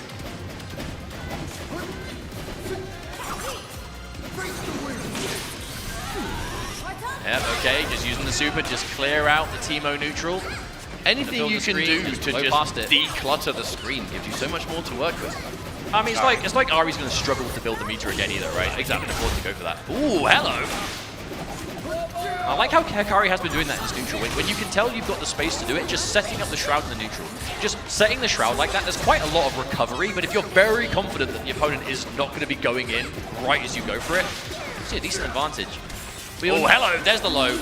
You'll notice how often Hikari is spending, like, in that neutral space, absolute full screen, or maybe just shy of it, because you're not just looking at Teemo, you're looking at assist Yasuo range. You've always got that distance in your head. Try and stay just on the outside of it. Whiffs get a punish. Okay, this nice hit. What you want for Globo. Staying in place. Ooh, tries to up back. Good block on the multi-hitting jump in. Oh, anti-air! Get out of my airspace, says Yasuo. And still Hikari. Enemy now. These push blocks have been crucial, but the parry! Globo! Still in this match. Still in it. In the mental state. And it's definitely working on a decent lead here. Ooh, hello, combos. And then we tag back in. Wait, hang on a minute. Oh god, that does so much damage. Wait, and again, Give us another one, mate! Dumping the meters for good reason. Goodbye, Ari. What a wonderful path that was. And the catch as well, Hikari taking big damage. But much like the positions that Globo was in those previous two games, you're so low down on life, it's unlikely we're going to see a Fury. No doubt that will be saved for the next round. Oh, huge. Okay, we're going the distance for another time, Evo. Game 3, final round. We can obviously hear a lot of Globo fans in the crowd. I'm sure they'd love nothing more than to see the magic story happen. But Hikari, the Let's Go Globo chants are here, but you're fighting against an Evo champion, the pedigree of Hikari. If anyone can do it in this situation, surely it's got to be him. Hey, Akali Ari, we see it everywhere, and it's for good reason, because a certain player put it on the map, and you're looking at him. But even this first round, I mean, no one is rushed to go in. Okay, yeah, trying to match the screen clear with the dance.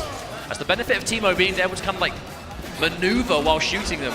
You're facing off against those projectile supers, put yourself in a good position. It's been a long time in this round, and I feel like we're on the verge of almost seeing the first hit. Never mind, there has been no significant hits just yet. That is the first time, and even then, too far away to capitalize. Oh, and that was on the back of like a programmed rolling attack from Teemo as well. That block was absurd. This round is looking straight 0 damage so far, and there's only 70 seconds left. This round is all neutral, and both players have it in spades. Oh, and the handshake to see the hands at the anti-air whiff. This is masterful handshake right now. My word. The game sense you need to have to stop yourself from just getting blown up in some of these exchanges. Yeah, we're halfway through the round, and characters are basically full health. Not exactly, but you know what I mean. There's not even a combo's worth of health on either side. Practically dead, the same on meter as well. We are truly evenly matched here, Evo. Is this going to be the healthiest timeout known to man? Oh my god! Oh my god! Keep them coming! And there's the break! 30 seconds on the clock, and we've barely taken any damage! Globo and Hikari straight up freestyling in this game. It is all neutral and all freestyle, but Hikari finds a significant hit here. The defense from Globo, okay, the anti-air couldn't get anything more from it. My word. Okay, again, Globo managed to evade. But, oh my, we're 15 seconds left and all the health bars are green! Clock, but big for Hikari. The break is still available. Is this going to be the healthiest timeout we've ever seen in this game? Oh no, Globo bet it big there!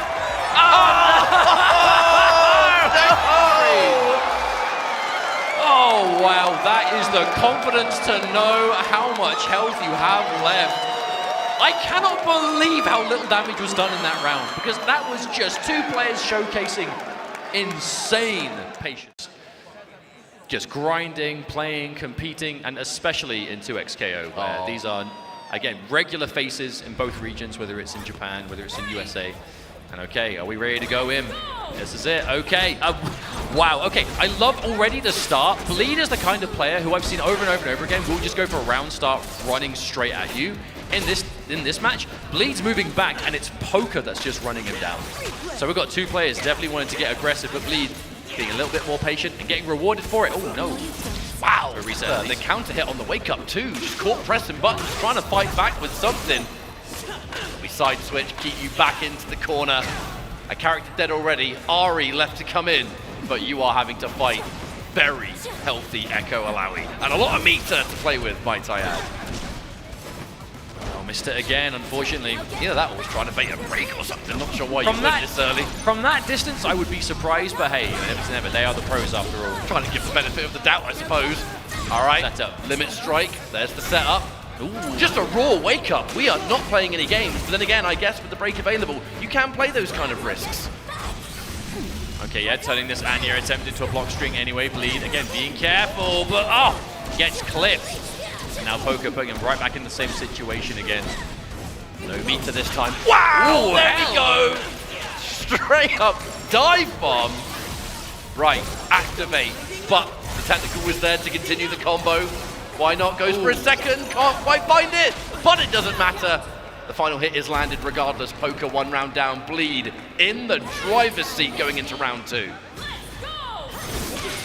Oh, I love that round start too. Round 1 was just Poker running in. Round 2 going for that S1 with the Kali. Just that dive in covered by the Ari assist. Poker definitely wants to get the advantage as early as possible. Wow, that's as it. often as possible. Very rare at this level that technical will just connect clean like that at range, but anything's possible at Evo. It does cover like half the screen if you can get it set up. The difficulty is finding the activation time. Side switch! So cheeky! No! But no! The overcommitment, punished for it now as Akali. Back in the game. Gonna get a big, combo. yep. What are we gonna get from it?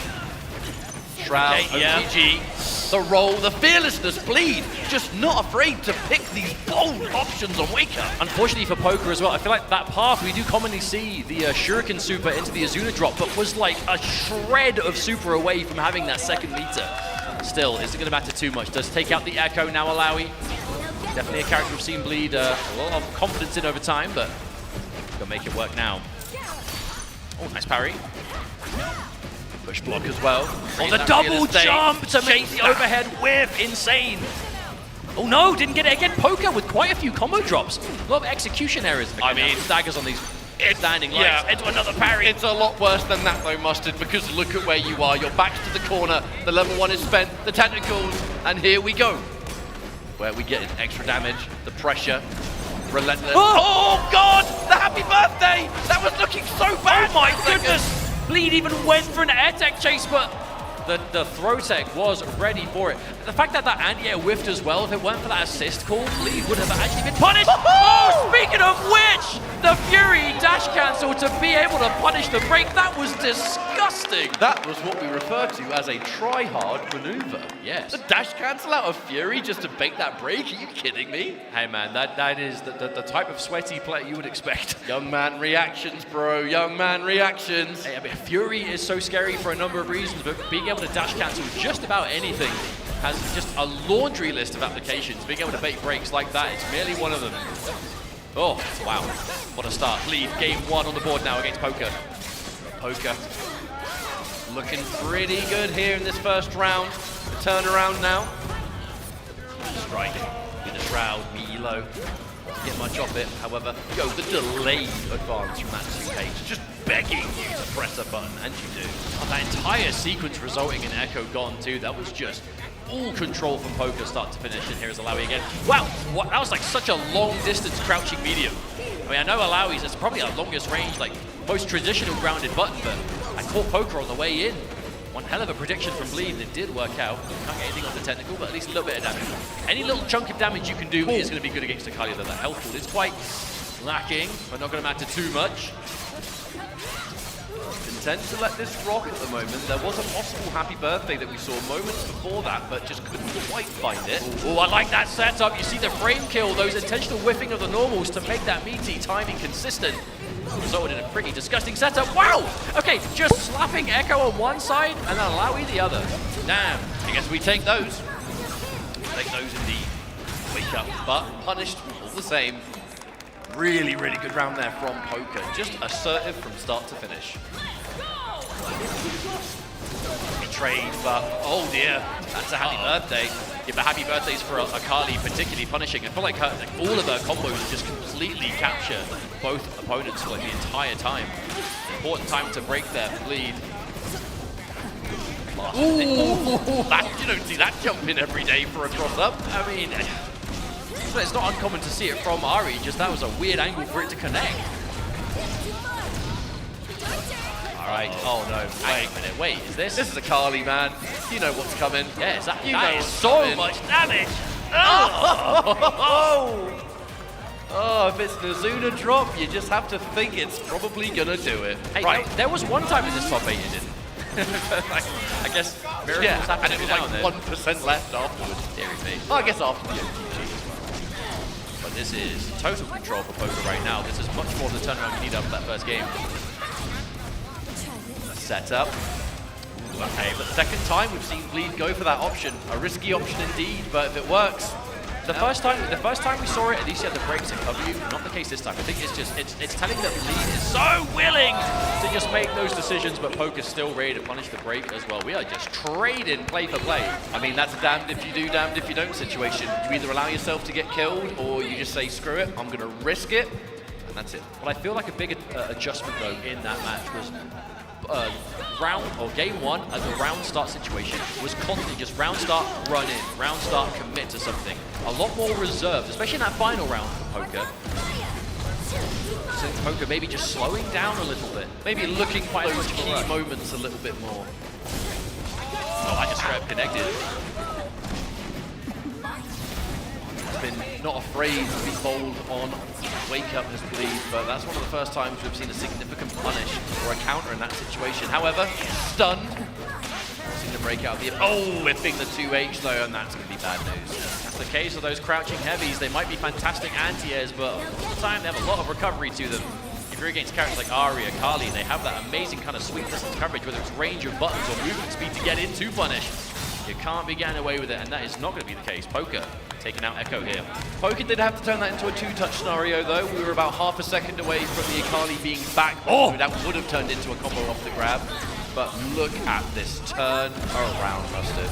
Yeah, we're going to go for the tried and true, the classic, Yeah. the tag launch. It's Akali, so please finish the job. Thank you very much. And just like that, Poker on the verge of eliminating Bleed before top 4.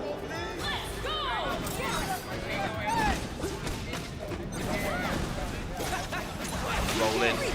Side switch now, the pressure from Malawi, that overhead as well. We will turn that into a combo. Yes, we will. Damage continues. Tag launch, and there we go. The setup. It's time for the tentacles. Just clipped by it, and now the dirty stuff, the hard tag allowing Echo to continue to party. That really is the crux of the setup though, right? Is get the tentacles out, switch to Echo, set up a clone, and just, man, very hard to defend against. Now Ari, okay. Ari has the tools here to get the job done. But it's going to be Ari on her own, so we're not going to be able to see no tag launch into Akali, however much bajillion% damage she finishes the job with. I mean, Ari, oh wow, that just connected straight into super as well. Yeah. Let's try and make it as hard to play around the Fury as possible. Malawi does have those sizable buttons and the damage. Cancel off the anti-air, because you know they're probably going to go. Yeah, empty jump! Staggering off the light, but the light connected. All right, possible last chance here for Bleed. I guess that's the downside. Oh wow, what parry. That's the downside. Oh, the cancel, never mind, hold that thought. Yep, just committing here. If you want to break, so be it, but wow, the counter hit. And waited so long to try and catch that. That was so smart. Waited as long as possible. You don't need to extend the combo with anything but the super to get the KO. But if Poker even hesitated, just flinched and went for the break, Bleed was ready for it, but was able to cover both options. We're going to a, wow, game 3, final round again. Only at Evo Vegas, baby. That's what it's all about. You get the best of the best. You know these games are going to go the distance. You know, when Alawi has the screen locked in place like that for full screen, you just don't feel like Echo can get behind you, but here we are. Never mind, Poker. I used to get the best of it again. All right, there's that limit strike into orb. No wake up attack block. No wake up attack this time though from Bleed. That situation. Oh, the tentacle. The full screen summons. Yeah, Alawi has been doing so much work in this entire set. That's a huge amount of damage for Akali to take on the back end. Oh, a bit of a dangerous advance there, because that's a happy birthday. Not only is it going to result in likely a dead Echo, but look at how much damage Alawi took. The comeback has to happen, but it's so much harder now. Oh, massive anti-air. Oh, wait, Optimal. hang on. You tried something optimal with a delayed jump air. Wasn't quite able to find it. Oh, okay, the fact that connected left found knee it jump anyway. cancel away. Oh my goodness, Bleed was able to stay safe. And damage for it anyway. That is one hell of a turnaround, and now it looks like an even-Steven situation. Not just health, not just meter, but Fury as well. The parry! Oh, got caught low. Do you Fury? No! Decided not to Fury. Angle of a throw tag, and again, this is insanity. Poker with the patience of a saint, and it's Bleed who has to pop the Fury with the grab against the throw tag as well. This is crazy. What is going on here? It's grab after grab, but I fear that might be the end. There is a level 3, and it will be spent. By all accounts, that should be a victory for Poker. I think we're thinking about it, but I feel like that's the end. Yeah, I mean, at that level, it's no doubt they sat there and just watched in case. But right at the end, the grabs! No, I've got to say, the absolute discipline that Poker showed there, and that's what it's all about right there. I think really got that kind of first win of that scale with it, but for good reason, and went into this with a lot of respect, a lot of high seeding. But the Twins won in the original matchup. It was a fantastic set. Hikari just had a rather inspirational time at EVO Japan, because I know that, like, let's be real, Akali wasn't like only out for a few days before the event, but with how technical she was when she first came out, her combos were very, very fiddly. There was a lot of execution required. Not just that, but the layers to the offense that you have. Dedicating to that character immediately is not easy, right? And I feel like, hang on, wait a second, we're getting the handshakes. I was going to do some sort of analysis, but that was just a badass shot. I'm just going to wait for the match now. Yo, thanks Airhead's Aircam for these angles that we otherwise wouldn't be able to see. Let's go. Now, this is overall a top 8, full of players who are no strangers to EVO top 8s in general, as we've been saying. Even the last match, right? Bleed and Poker. Bleed got 4th at EVO Japan. Poker was 7th at EVO Japan. So in this kind of instance, it's going to be Poker who advances forward. But it just goes to show a lot for the level of consistency. Yes. But this is, again, as I said right at the start of the show, a game only ever has its... You only ever get one first EVO Vegas. This is where EVO began. I know there's other events popping up here and there, but EVO Vegas really is where it started and is still considered to be that kind of like main event in the grassroots scene. And for 2XKO, I think the overall competition really reflects that. All right, well, the stage selector's coming through. I have a feeling this is going to be the start of quite the set. Not just 2 legendary players, but a run back of this very tournament. You know Hikari's looking for revenge. And already scores a bit of damage, but you don't want to overcommit with a Thresh right in front of you. That man's going to absolutely pump damage. All right, fantastic start by Hikari, setting up the Shroud. Getting Haru blocking here on this Thresh. Wow, okay. Oh, the punish! Wow. The punish resulting in Jinx coming into the point as well. You have to remember Thresh has taken so much damage. Both players now going to be unbelievably tender, and actually, right, what's it going to be? Yeah, double super.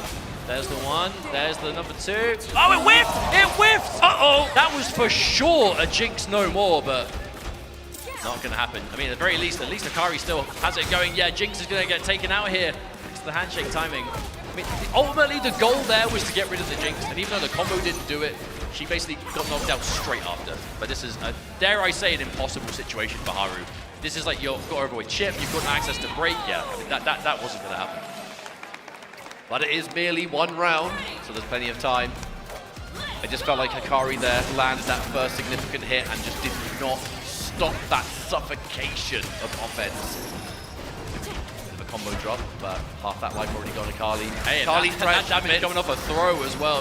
Thresh knows a thing or two about that. Yeah, it's scary. Thresh, one of the hardest hitting characters in the game, and Akali, who herself is not the healthiest character in the game, can't really get hit too much at all. You are going to have to be careful though, because if you're playing Thresh and you're going to these like kind of air dash, airborne heavies, things like that, Akali's jump heavy is the ultimate kind of air-to-air fishing for counter hits button, and that is what's going to happen if Thresh is not careful. However, now Toshi is the one getting comboed from the corner. Hikari. Slight patience, just in case there was a wake-up attack, maybe in case there was a parry attempt. That 2x assist, though, creating the obstacles in front, finding the hit is Thresh. And Haru, what do you get from this? Limit strike, lantern. Oh, tried to punish the roll. And the parry, this is, oh no! Oof. Yeah, that could not have been what you want. That overhead normal, you have to be distanced, otherwise it will whiff completely. And in this case, it actually might cost Haru the life bar. Yeah, this is a full combo coming out. Yeah, Izuna drop. Goodbye. Yeah, what an unfortunate mistake on the back of a clutch parry too. And that's an element to the twins that have been so good all weekend long, whether it's air throws, parries. These defensive choices have been good, but you know, you make the read, you've got to follow up with the execution. Okay, Toshi managed to find a standing light there to interrupt. Akali says no, Fury is popped. Okay, Jinx has a lot of meter. The stun gun is ready as well, but Hikari has no reason to overextend here. Chunk damage still. Dash cancel into super assist from Thresh. You do not want to get hit by that lantern. The dash in the air to escape. Very hard to escape that super. Wait a second. Okay, wait a second. What's going to happen here? Does that catch the knives? It does! Oh, that does so much damage.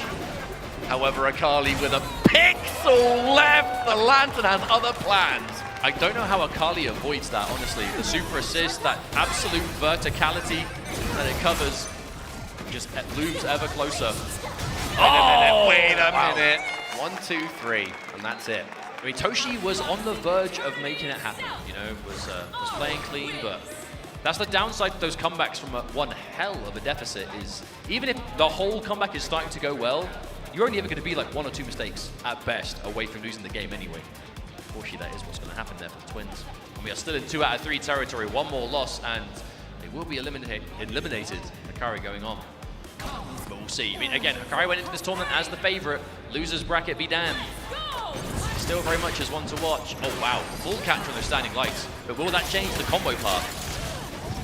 Oh, okay. Maybe getting wires crossed a little bit there.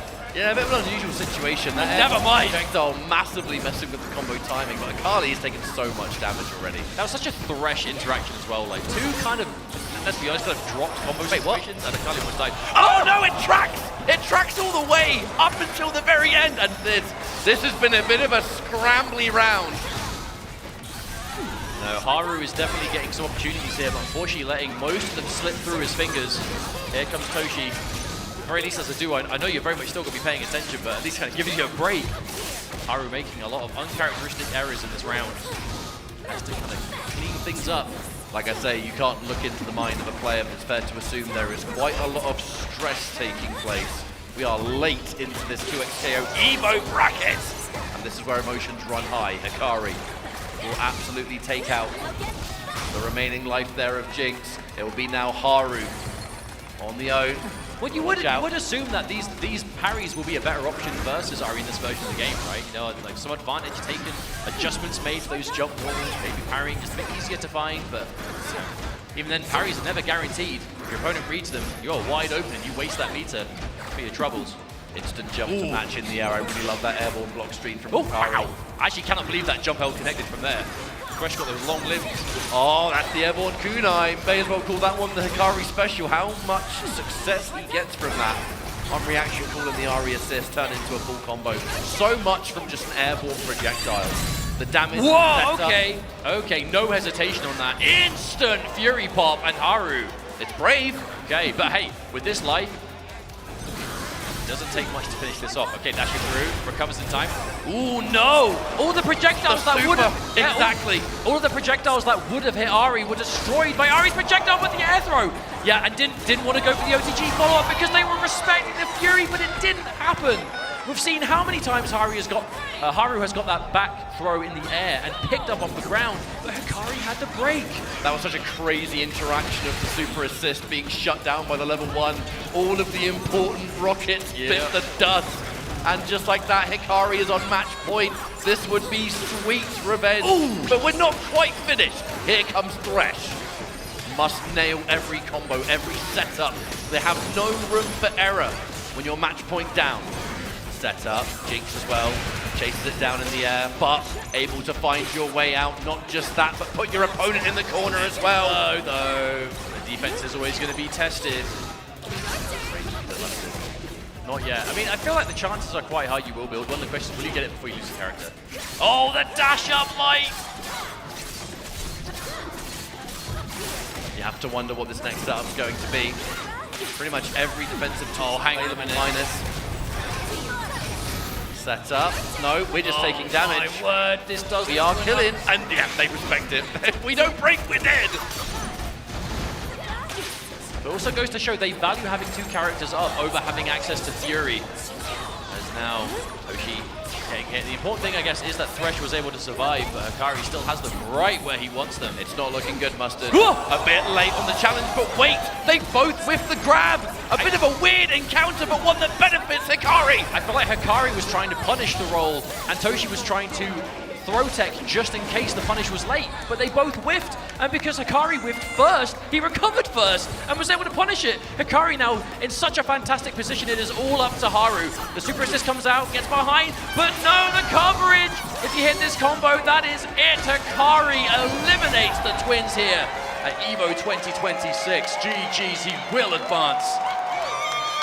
That is going to be sweet revenge for Hikari. I know there was always a personal goal at this level of play, the people that take you out, or in this case, yeah, the players, not just the player. You get the chance to run it back, top 8 on the biggest stage of them all. That's where you want to get your revenge. Teams. A lot of the time, it's actually Inzem, the one doing the solo grinding, relaying that information back. We're going to look at the people at home. That is a significant advantage to Sonic Fox and Inzem. Only 20% of the people online back in Supernoon, but I mean, if you've been watching competitive 2X, you know that Supernoon, second place, that's pretty much like his lowest placing when it comes to an EVO. That's bloody impressive. Make sure you're at home as well.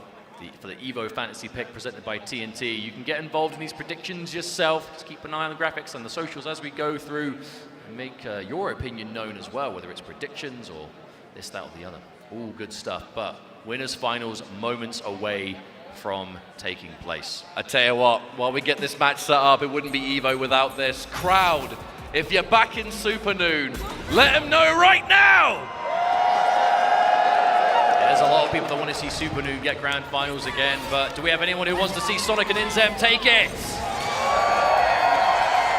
There's a lot of fans of the duo out there. I tell you what, we're kicking things off nice and consistent. A bit of a Teemo mirror match, different characters on the back end though. The Jinx from Sonic Fox. This is one of their tried and tested teams that is so hard for others to navigate. Hey, but we've got to say it, you know, Supernoon, second place at Tunis KO over at EVO France last year. Second place, EVO Japan is tired of second place. If you win this match, Supernoon, you at worst will tie second place from last time. But, I mean, could this be Supernoon's tournament? We're going to find out. As it is going to be back to the Teemo Jinx. Oh, Teemo Jinx as well on the side of Sonic and Inzem. I like this approach. Yes, I like this because I think Jinx is quite decent at fighting Teemo in the neutral. And this is just a team that just screams neutral and projectiles. That is what Teemo and Jinx are built to do here. They dominate that neutral, they fill the space, they build that momentum, and they win the game even without getting huge combos right. It's about just little bits here and there, building a little bit of real estate, one projectile at a time. I tell you what, we were having conversations with Sonic and Inzem separately. I believe it was Friday. You know, we were talking about the characters and teams they're bringing forward. The answer was, we're bringing forward all of our teams, and we're either going to counter-pick or just pick who players don't like to fight, right? There's so much experience at hand. But that's the benefit you get when you're a player at this level and you're used to fighting the same opponents at a high level. It's not just about, oh, this character, oh wow, okay, what a crazy pickup that was from Fox. But it's not just a case of, oh, this character does well against, you know, character A versus character B. It's, I'm against this player. Who does that player not like fighting? What player tendencies do they have that we can exploit with certain team compositions? So right now, Sonic Inzem, I mean, they have no reason to rush this. You know, they have a massive lead over Supernoon. Okay, who is able to find the hit at the very least. The problem is, we have just about 20 seconds left on the clock. Teemo can do damage, but his combos take quite a while. So, we're getting the throw, but there's no way to capitalize. Oh, wow. Level 3, that's huge. If it doesn't connect, it's still gonna waste time. And do chip damage. Oh, wow. Oh, it covers you up as well, so it's hard to even see what's going on behind it. That's low-key kind of cheap. Hey, look, anything that covers the screen so you can't see what's happening, that's cheap. Oh, no. Supernoon tried to parry the projectile, but even though it's not a heavy punish, it does waste the meter. An Echo with 0 meter is nowhere near as scary. So if you go for like a team launch, you can't go in for the install. Like, it'll take a while to build that up again, especially if he's not the active character. But this is what it's all about right here. This is just team neutral. That's what you want. Patience at hand. There's really no requirement to go in. If you are Teemo and Jinx, you have those options. Okay. Both of the characters at bay, but there's the opening. Supernoon. Let's have a think. This Echo has just been the main love the whole way through this game. No Noon's tried other characters. Yeah, remember the days, the Echo Darius from Noon? They were, I remember that team fondly. Mate, I miss those days. So much damage. Well, not just that. Back when Noon used to play that character, so content to play at a closer range than most. The footsies, the know-how, and the comfort to just do what works. What a wake-up attack. Again, when you've got access to the break, you can risk those wake-ups, but the parries into the defensive button. Sonic Fox does not want to let Supernoon build any momentum here whatsoever. Blow darts are going to come out though. Inzem taking some damage, forced on the defense. This will be a full combo from that forward throw. Noon, a chance to make something happen. Maybe start it off. Right. Okay, yeah, the super's good. Yeah, team launch, here comes Echo. And there we can finish. So finally, Supernoon, some serious momentum getting built here. Now Sonic Fox with the Jinx. Definitely the kind of comeback character player combo. We've seen Sonic do it before. Yeah, and even that, the Teemo super assist. I mean, look at all that real estate you build. Not quite for free because it costs the super, but it just lets you breathe.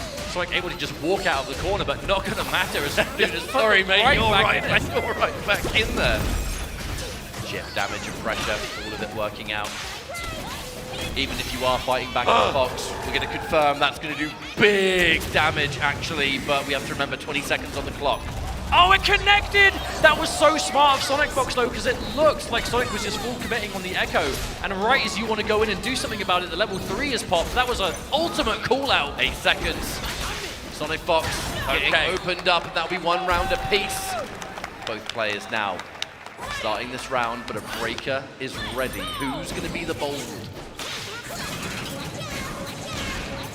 Yeah, no need to push any sort of situation here. You've got all these obstacles on the screen. You've got the minigun. You've got the traps. You've got everything that you could possibly want to keep these characters away. But look at that Supernoon. Oh, no. Not letting it phase them at all. And that was a crucial break, because that was a happy birthday you do not want to be on the receiving end of. If the whole point, the whole strategy of the team is to just win neutral and dominate it with chip damage and projectiles, doing so with a life deficit, not great. Especially considering Supernoon himself is playing Teemo. There's the beam, pick up, yeah. And that's how you know, like, willing to spend the only bar of super meter on that, just, again, establish any form of damage you can. Because in the zoning battle, even a slight life lead is important. Okay, grab, if nothing else instead, just to get set up off of it, which immediately is jumped out of Inzem, the defense on point. Oh, instant overhead. Absolutely filthy instant overhead, but with the breaker coming out, it has returned us to neutral once again. Mushroom being spent with the only remaining bar of super meter, but forcing the Mushroom to push forward is going to create that mid-screen. Goes into the invisibility for Supernoon, revealed on block. This is going to be possibly what we see a lot of in this series. Neither player needs to overextend, because if you do, heavy damage incoming. You have to be careful, find your moment. And that's just a raw projectile and an air-to-air from Supernoon. Hold on. That poison ticking up too. Even if you're not getting the hit, that poison makes a huge difference. Poison plus chip damage don't feel good under any circumstances. Time might become a factor here, folks. 25 seconds on the clock. It's definitely an advantage, Supernoon. It's going to take, okay, it's going to take something significant on hit. Oh no, happy birthday! No, yeah, mini happy birthday, and then finishing off on Echo. Oh, but with 10 seconds on the clock, here's the thing. Yeah, there wasn't a lot of damage done to Teemo, but there was enough. I mean, but it's not going to take Supernoon much damage to get a bit of life lead here. It really is up to Inzem. Do you play safe, or do you try and hit on the way in? Oh, Wait a minute! Press! The super! Is that going to do enough? No, they fell out of it. Who has the life lead? Who's got the life lead? Oh, it's Sonic and Inzem! When you add it together, it results in more health. I think if Inzem didn't flip out of that in the air, if that didn't drop, that would have been the win for Supernoon. And that had to have been why Supernoon went for it. That would have been enough. Tell you what, folks, 3 out of 5 in this winners finals. So much happened there, and that was just one match. We've only just begun, especially between these players. I expect nothing less. Like starting off with much of the same. You put the mushrooms down, the obstacles out there, makes that slingshot just a little bit more annoying. I think I'm being generous by saying that. But they're both Teemo, so give as good as you get. Parry. The good thing about those projectile parries, they don't give you a huge position, but what they do is they shorten the recovery. Trying to go for grab, but covered by the rolling attack. Went for a grab again, but 2 whiffs back to back. That one wasn't safe. Hey, 2 whiffs and then immediately caught with the Teemo anyway, so. Superdu really good at seeing that things haven't gone his way, but recovering immediately regardless. That rocket's going to result in a lovely pickup by Sonic Fox though, and because Teemo is so weak, he is dead. Allowing now Echo having to take this fight solo. Anti-air, that is bad news. Team tag. We've seen so many limit strike setups. Oh, no punish. Anything into trap, and the trap just hits its mark on its own. No setup required, and that's a beautiful conversion. And by all means is a dead Echo, round 1. Now that's the most dominant round we've seen so far.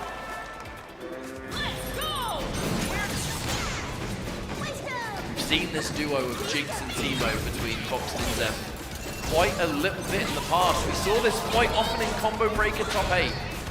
An answer for Teemo. Such a dangerous character at a high level. Again, that's the benefit of even as a duo playing a number of different teams, right? Depending on the playstyles you have to face off against, you can always be equipped. But, hello, no confirm on that. Just trying to keep it nice and simple. Also, a fun little tidbit is that Jinx sometimes really comes alive in that duo play due to steering certain projectiles that are otherwise quite hard to do playing on your own. Which is super important if this is the kind of team you're trying to go with, right? We see it with the twins play Jinx, and whenever we see this character in duos in general, just being able to just angle and aim it at weird times while your point character does something else, and the defense, the reactions on the overhead, another one. It was actually the Teemo on the back end that took a hit there. Sonic Fox was able to block the entire thing. That is well jammed defense right there. Zem's still alive, and that's what matters most. Yeah, Projectile in free mushroom. I don't think that's going to be enough. Yeah, I mean, a good chunk of that fully connected onto Jinx. That actually puts Superdude in a decent position. I mean, yeah, it's grey health damage, but hey, you have to be careful. Jinx cannot take much more of them. The parry again, Superdude. Alright, here we go once more. Not worried about the side switch too much. Those that may not know, when the character that's not currently in play is doing stuff and the tag comes out, you only have to pay attention to the point when it comes to hit direction. Yeah, it's worth keeping in mind if you are defending against freestyle, right? The active character is the only one who can do like attack directions, right? So still, it's less about mixing up in that kind of instance. It's more about, hey, when am I going to handshake? When am I going to tag? Oh, stagger, right? that Keeping late you extended switch. block stun. Everything that comes with it. Resist.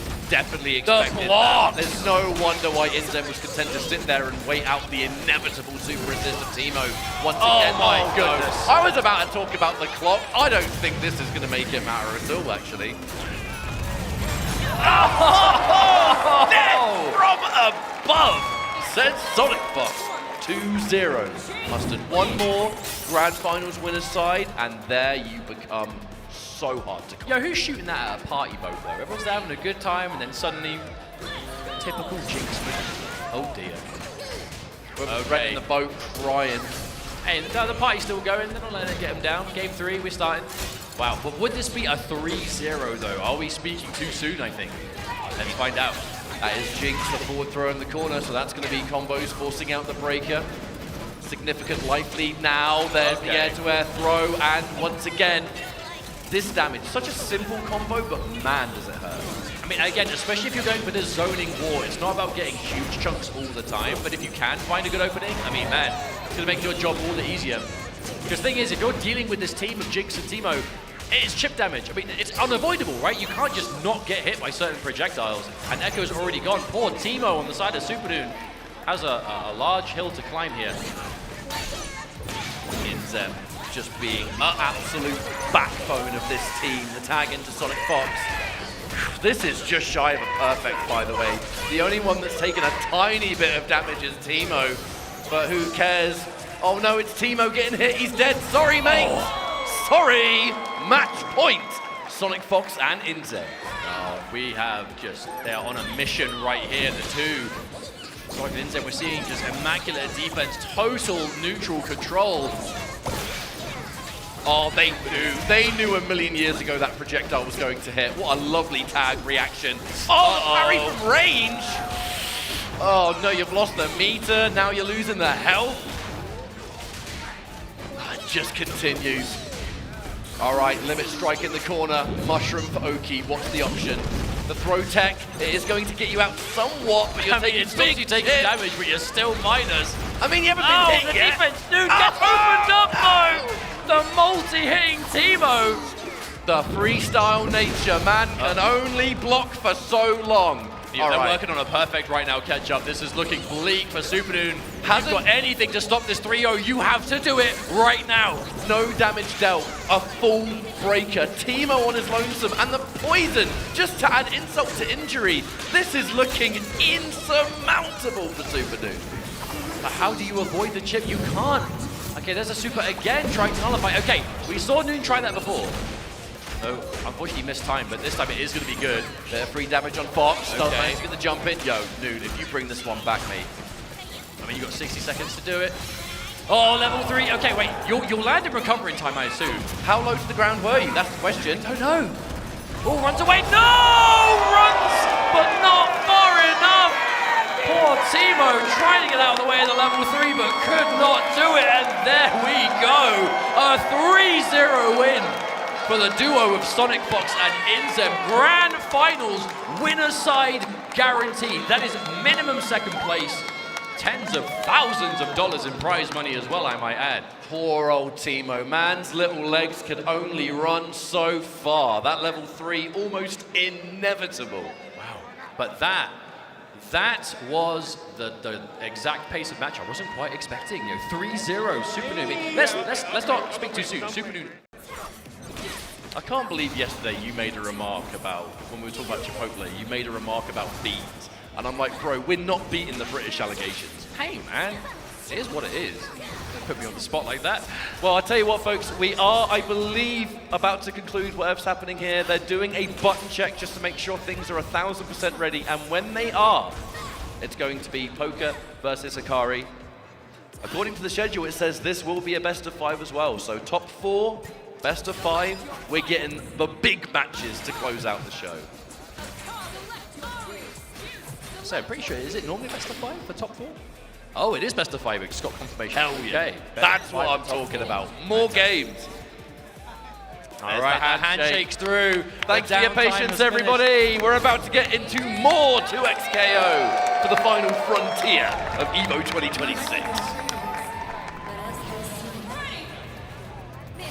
Now Akari is looking to get that second EVO title overall, being our EVO Japan winner.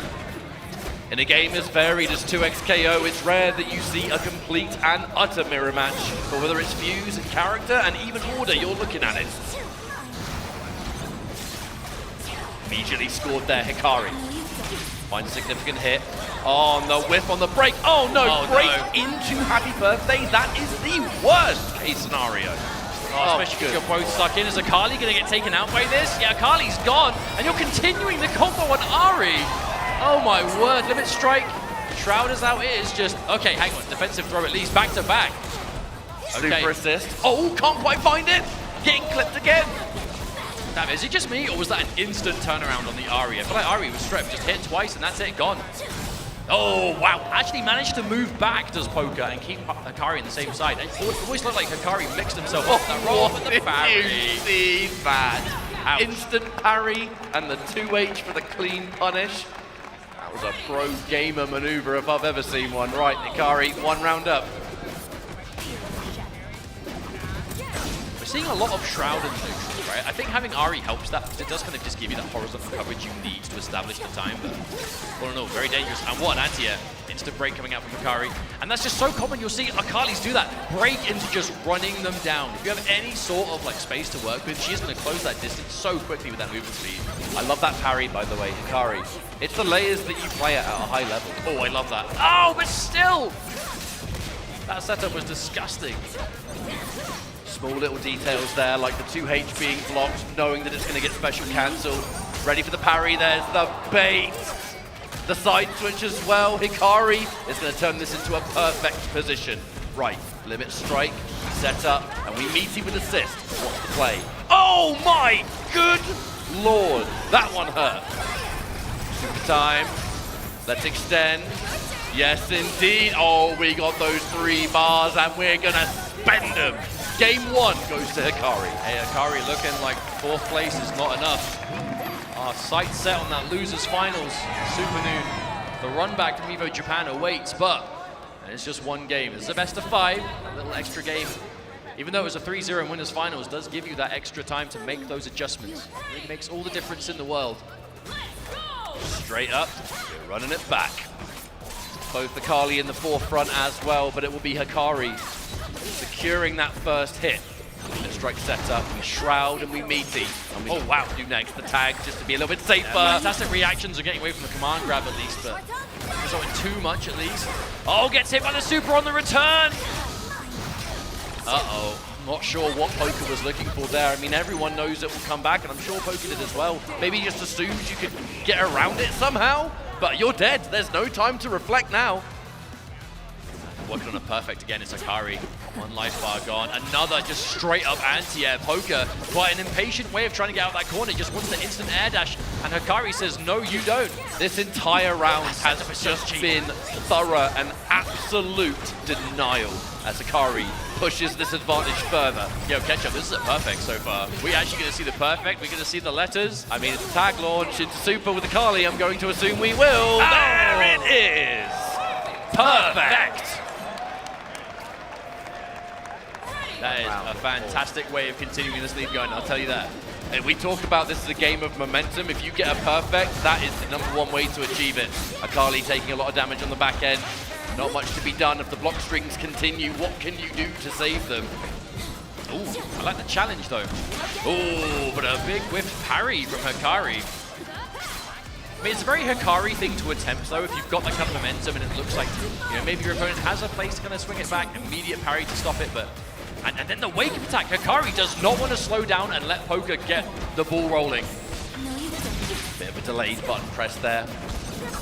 Bit of a read possibly on some sort of grab or something, but either way, we're going to press, we're going to challenge, and we are more importantly than anything going to side switch. Right, corner time to play. We've seen these setups before. Punish. But there is anything more from it. No assist, so... Uh-oh! That hurts. That hurts so good. Yeah, the only thing seemingly keeping Akali alive in the back is that Ari was knocked out first. But now Akali's coming in, not much help at all. Yeah, just trying to jump out. Hang on, immediately finds the happy birthday to Sakari. We've seen big comebacks start from much less. A lot of damage being done. Yeah, limit strike. So much more. Oh, but the defensive grab. Yeah, that was definitely the perfect way for Hikari to potentially start that comeback. Because if you're doing the same damage to both characters, just really helping yourself out with Poker. Not stop it. Ooh, hello. Start for Poker. Well, these round starts are usually quite committal for Poker, but when they work out in a big way. Oh, hang on. That was cheeky. An immediate jump over. Oh, huge! That hit. The dash up parry into instant recovery. And Poker is not letting this game deficit hold him down. Right, we're set. Oh, fantastic. Beautiful parry and the run and throw as well. That's going to be a full combo. The assist is ready to rock. We've been talking about coast to coast. Are we going to see that again? All right, hard knockdown. I mean, at that point, may as well be an A corner. Almost, but not quite. Oh, there we go. Turn around for Hikari now. You can have the corner, spending the super. That's fine. Doing as much damage as you can. Okay, here's Akali with the setup. Ooh, okay, was that just low? Low is the charge stage from Ari's connecting. Interesting. That's going to do big, big damage. Ari, see you later, mate. Akali left to fight the remaining, but it's going to be scary now. Hello, air throw. A little bit later on that air-to-air throw, actually, and the super assistance hit its mark. Not that it really matters. Okay. This is a pivotal moment, though, for Poker, because if you lose this life bar, you're down 2-0 versus being, tied up 1 apiece. Never mind, not going to happen. It was so important for Poker to win that round. I know it sounds like obvious analysis, but the difference between down 2-0 and tied 1-1 in a best of 5 is staggering mentally, because it's the difference between one game away from elimination and knowing you've got 3 games in a row now to get, versus that little bit of extra kind of safety net that you are granted if you're 1 game apiece. But not going to happen now. Hikari looking to work on potentially our second 3-0 of the top 8. But will Poker have anything to say about it?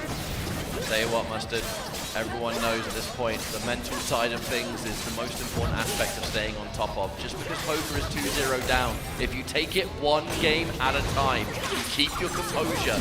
All you have to do is constantly that next win, that next win. If you can keep doing that, it doesn't matter how far down you are. But you've got to keep your head in the game. At this level of competition, that is easier said than done. It's the pressure now. Oh, jump punish. down, the interception. And I feel like that's going to be, yeah, big old damage. And the drill to kill. Ari left on her own, but there's a break. It's hard to say when you spend it. It is going to be spent, a hard call out. Let's see if it works out. Unfortunately, you've immediately been head-to-head. You're now getting set up into God knows what else. I mean, it was a miss on the hit into a counter hit, crouching light, so Poker was just trying to swing there. And punish on the roll, Hikari. Yeah, there's the freestyle. Playing the small throw into a combo. This might even be less about the damage and more about just wasting that Fury time. The Fury damage buff's going to keep you alive. However, Fury's out. Wait, have you just been level 3? Maybe. Wow, that did both. That also, not only did it stall all the Fury timer, you built just enough meter for level 3. Hikari, hang on a minute. Could this be another 3-0? That combo would have done way more damage than it looked as well, because of how much Fury was regenerating mid-combo. In fact, now the more I think about it, I think there was just a path you get the KO anyway, regardless. But Hikari finds it all the same. And a catch on Poker. Oh, and another counter hit. Every time we end up in these close range kind of dynamic situations, it's just counter hit Poker. Poker is pressing all the time. Hikari, no doubt, has been aware of that game 1. There's a saying of if it ain't broke, don't fix it. But if you just keep pressing and keep pushing that advantage, it gets more and more stressful as time goes on. Immediate break, once again, to ice any kind of momentum Poker could have taken. You finally find a hit. Guess what? Break. Now I'm back in the driver's seat. The bully that Hikari is being in this set. And a clean hit with so much meter to play with. Yeah, this is looking rough for Poker right now, at least approaching the Fury for the comeback potential with the Shroud. Woke up with buttons again. Poker is so animated. Yeah, Poker is so animated on defense. Okay, was that the super assist coming through? Uh-oh, okay, there's something. All right, we're going to open up Ari. And it's difficult. We see Poker stayed in this tournament by going for, never mind. Oh dear. That is going to hurt so much against Akali. Such a low health character to make up for just how crazy she is. But when you get hit by raw level 3, look at that. Oh!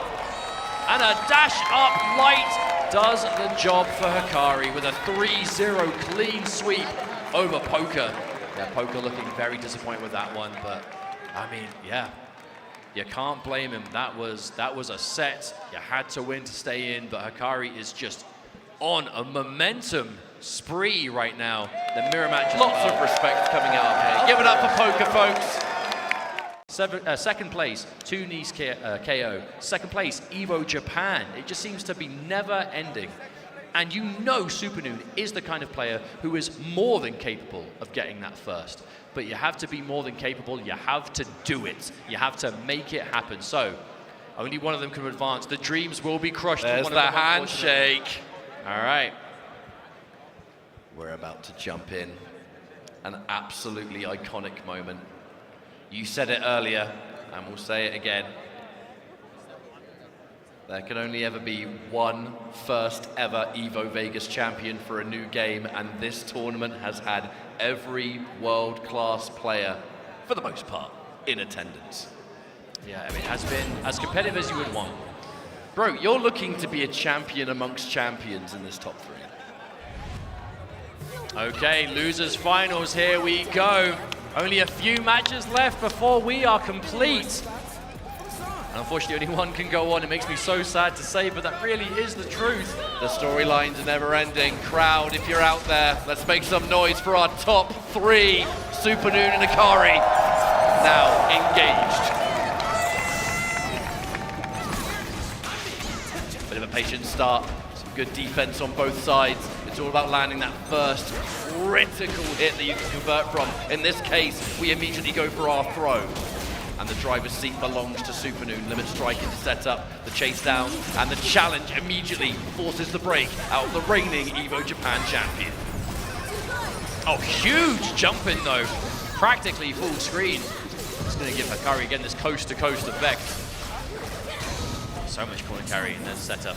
I like the backdash before going for that though, because again, if you stay point blank for that setup, it's kind of an automatic BT. If you distance it a little bit, it kind of messes up the timing. Okay. All right, tag launch. See what we get from this. Can you finish your plate? It's a Kali? Yeah, just enough. Supernoon with the calculations, doing just enough damage. My man's doing mathematics. Hikari has to be very patient here. It is very possible to still take this. Let's not forget, okay, that being a dead Teemo, you have good range, good damage, good pathing there with the Hikari. You've got at least 2 super assists of Akali should you want to pull the trigger on it. So that's the change round, okay. There's a big opportunity here for Hikari. You have access to 2 super assists for Hikari, but 2 bars on the point for Supernoon, so evenly matched. Oh, but the punish and the super, yeah. Super assist to pick up from that. You spend your meter. All right, what from here? Yeah, take the end, still the setup. Ooh, okay. I like how Hikari is kind of mixing up the placement of that setup though in the corner. I think you can kind of get into a pattern as Ari by just going for the exact same setup at the same time every single way, but a little bit of a mix up here and there. I feel like that's such a good comeback character, or can happily play solo, is that having the existence of that super assist, throw them out to the corner and get yourself a nice combo deal. Yeah. Well, I'm waffling on. We've got a whole round to go because now here comes the counter on the break. Oh wow, tried something there, but Hikari just up back, gets completely out and manages to pick that up so low to the ground. And as soon as Noon tried to establish any mushrooms, wait, hang on, fully commit on the Echo, and that's a dead assist already, and Hikari picks up anyway? Hang on, what a confirm! That was absolutely ridiculous. The staggered game there, the intercept, the challenge at last to say, I've had enough of these lights. Get in that corner, mate. All right, opportunity for a comeback. Bit of work to do, but one more significant hit on the Ari. There was some chip damage from the mushroom, as you always expect, but no! The counter throw is out! And the mix, you have to hold it. What's it gonna be? Throw this time. It's last minute overheads, it's empty lows, it's grabs, it's whatever you want! No, but it's the progression, that multi-hitting jump normal, right? You have to block the overheads every time, but Hikari faking it out, going for the ground to teleport into a light, like, it's just the layers upon it, right? You're so used to people just jumping at you, assist keeping you blocking. Is it going to be an overhead on the way down? They're going to do an empty low, whatever. Then you just elaborate anyway. And that's going to be game number 1 for Hikari. There's that throw to start things off. Safe jump into the empty low this time. Cheeky couple of parries, but the empty low is just proving to be such an effective tool at the moment. Anti-air, get out of my skies. It's interesting because these defensive parries from Supernoon, they've not really been to catch like huge parry into like massive punish situations. It's just to show that you are, you know, aware of how to defend here. But Hikari not letting it slow him down at all. Oh wow! Okay, yeah, backed off. Reservation. Oh, a massive from Hikari. Yeah, that's not what you want to see. Has just been a surgeon with these buttons throughout the course of this round. Teemo versus the world at the moment. Goes in for an MD. Yeah, the MD is finally blocked, but the instant overhead! Directions upon directions, and it's now going to go bad for worse for poor old Supernoon. Tag launch. It's Teemo. He's dead. See you later, mate. Nice hat. Yeah. Yeah, don't knock his fashions. I like his hat. That's why I said nice hat, bro. I thought you were being like sarcastic. Never mind, doesn't matter. Hikari manages to find the round again. I mean, Hikari has just playing in that perfect pace. Absolutely, I say. I mean, you were saying, right, Hikari just looking absolutely locked in to the max, and has continued to be so. Akari's not going to be happy until it's grand finals. And even then, unless it's first, still won't be happy. Happy birthday to you. Oh no, they're both caught. I'm not going to sing the rest of it because I don't get in trouble. That's fine. All right, set up. And again, that kind of distant setup, Akari's getting such use out of. Side switch. Hello. Cross up there. Now Noon has been on the back foot for almost the entirety of this set. Activation is a chance to unwind. Wow. And again, the challenge. The sooner drop. Goodbye, Echo. Akari just refuses to be contained. Anytime that there is a setup on deck, whether it's a knockdown or whatever, like, Akari's just finding the way out every single time. Oh, and again, the double jump to be able to bait and block the Fury activation. The side switch too, disgustingly optimal. Okay, Akali on screen, what's it going to be? Okay, oh, that was so crucial. That was so crucial for Super Noon to cancel that wake-up attack with Fury Dash. Because you could tell Akari was covering it with that setup. It saves your skin and gets you out of the corner, but now, without your, aside from level 3, you don't have a lot of options, and now Ag, that should very well be another game on the board. Wow. Yes, it will, and Akari has been tearing up this loser's bracket. One more game to bring us into grand finals. This is a man on a mission.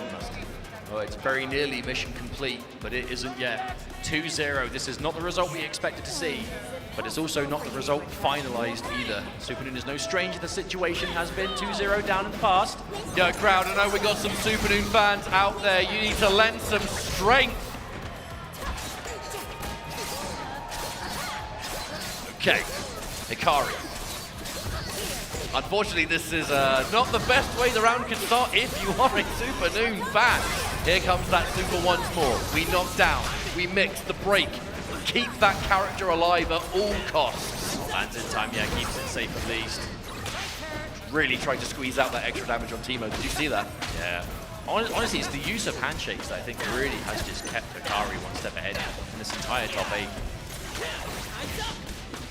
She's always ready to keep something safe, get like a weird situation punish with a combo extension. Oh, there's a catch. Oh, yeah. Ouch. Right, we're setting up once more. That is unfortunate. A clean opening and a big old jump into boot. Looking like this round is going to go towards Akari as well. This absolute rampage that he has been on is just looking to continue. Ooh, didn't pick up. Still, I mean, what can you do? Oh, the other side! That's gross. Gross! That's gross. I'm going to be sick. But it also goes to show that with the constant pressure, the snowball that has been rolling from start to finish for Akari, we still haven't even come close to seeing everything he's got up his sleeve. We're going into match point already. I cannot believe it. Potential 3-0 here, unless Noon can work something out here, but I don't know if it's possible. Akari is just so far ahead right now. Okay, that's a good start. At least you forced the break. Okay, and a challenge, an interruption too. You know Akari was looking to press to keep that going. This is a wonderful possible turnaround for Super Noon. We were talking about the mental stack that gets built in this tournament. The more games that go down, the higher the task seems to be. But Noon, the grind, I mean, the amount of games this guy's played, the amount of tournaments he's done well in. This is your chance to really bring it back, make magic happen. I think we're starting off with a dead character. That's what you want. That's what you want. Okay, Super Noon. Signs of life here. Ari is gone. Akali left. Now you can actually establish this neutral. We saw the wins that Super Noon has got in this tournament. You know, let's remember, Super Noon going to win his top 8 without dropping a single match. But it's now on the receiving end of a 3-0 in winners finals. Potential 3-0 here. But that's how you know it's a sign of a player who is just not finished. But establishing that neutral is a big part of it. The jump assist to be covered and saved. Uh-oh, yeah, it's going to make it all the more difficult. I think this back losing the Teemo. Didn't require any meter either, so Akari has Fury and 3 bars to maybe deal with this Echo. The Echo, we really haven't had a chance to see thrive in this set. Oh, the late overhead! Couldn't pick up, but these throws, they're going to chunk. Here comes the Shroud. Wait, the super assist! It's a full combo, hang on a minute! Yeah, tries to bait the Fury, that was an opportunity. Oh, hang on, is that it? Oh my goodness, it isn't! Teemo, the airstrike, air support from above, and the throw, hang on, Super Noon! Super Noon is alive, and Super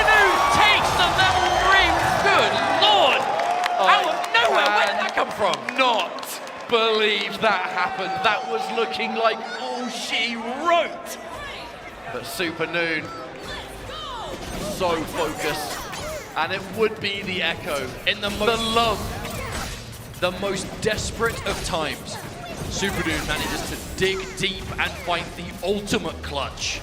That is one hell of a way to get yourself back into the set. We are not finished. May not result in a game win, however, that was merely one round.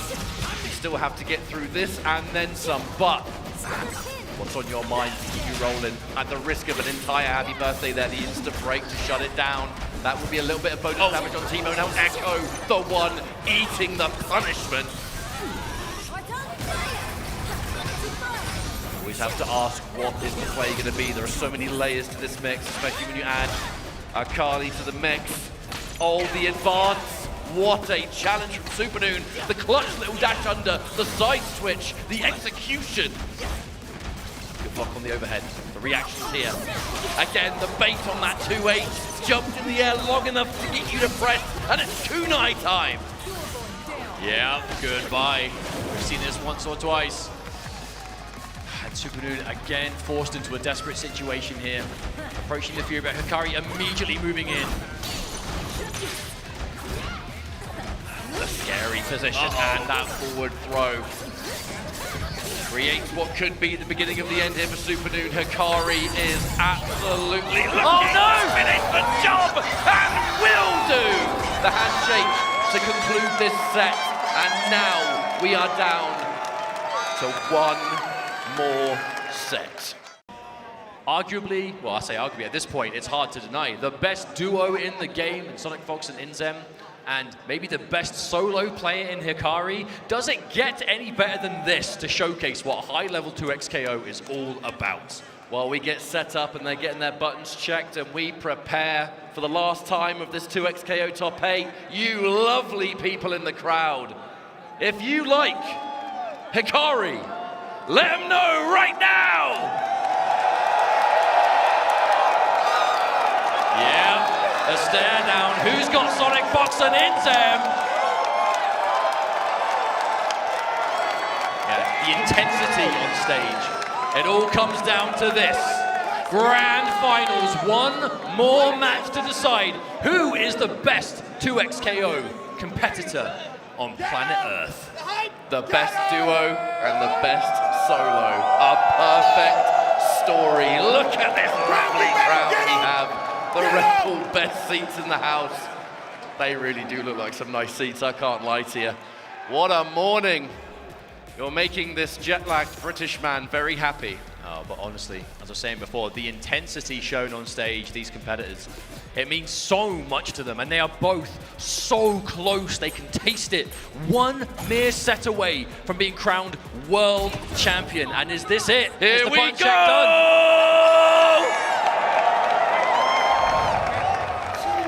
Okay, I'm assuming so. Here we go, looks like we're gonna be jumping in, I'm sure. Okay, Yes, Las indeed. Vegas, here we go, Grand Finals, make some noise! Sonic Fox piloting the Jinx, and it will be Inzem on the Teemo. Hikari with the team of Akali and Ari. That's a tongue twister. Let's get this show on the road. I love, again, we're talking unstoppable force meets immovable object. This is that dynamic. Ari, Akali, especially Akali, you want to get in there, you want to be doing some craziness, get that corner, and just do the worst kind of things to your opponent. But Teemo, Jinx, they want to establish that neutral, fill the screen as much as possible, and take as much little chip damage here and there, build the resources, overcommit as little as possible. It's going to be the dynamic. The benefit of playing as a duo is having that kind of two pairs of eyes just analyzing the game, whether it's assists and everything that comes with it. You may have noticed Akari, a very aggressive player, not afraid to wait and pick his moments, however. He's going to have to do that against this team. Teemo and Jinx control so much of the screen combined. But there's a happy birthday. Starting off with a bit of extra damage. We're going to punish this Teemo hard. Get ourselves the corner. Oh, wait a minute. A little bit of unfortunate business there, and the damage is good on the back end. Here comes Sonic Fox, making this one count. We're playing no games. We're taking damage, and we're killing the character. Wow. Akali is gone. Not a surprise, I suppose. Gonna do so much damage, and now the solo Ahri. I mean, we've seen Hikari do it before, but the main difference here is the control. Ooh, okay, good chunk of damage on these Jinx, and there we go, Teemo getting hit by the dive bomb. Hikari not slowing down, and suddenly is in the lead. All it takes is one good hit. Now, because that level 3 was spent, Sonic Fox isn't going to have anything to convert with besides traditional meterless damage. But you are going to have that super assist of Teemo.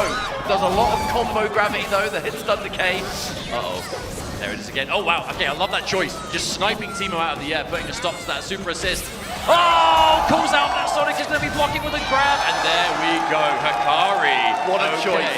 No meter to parry that either. So that projectile was so sweet. Okay, there's a catch here. Not quite able to get full pickup, but again, it's establishing the screen, control the space. Build those badges for Teemo. Teemo gets so scary as those badges are built.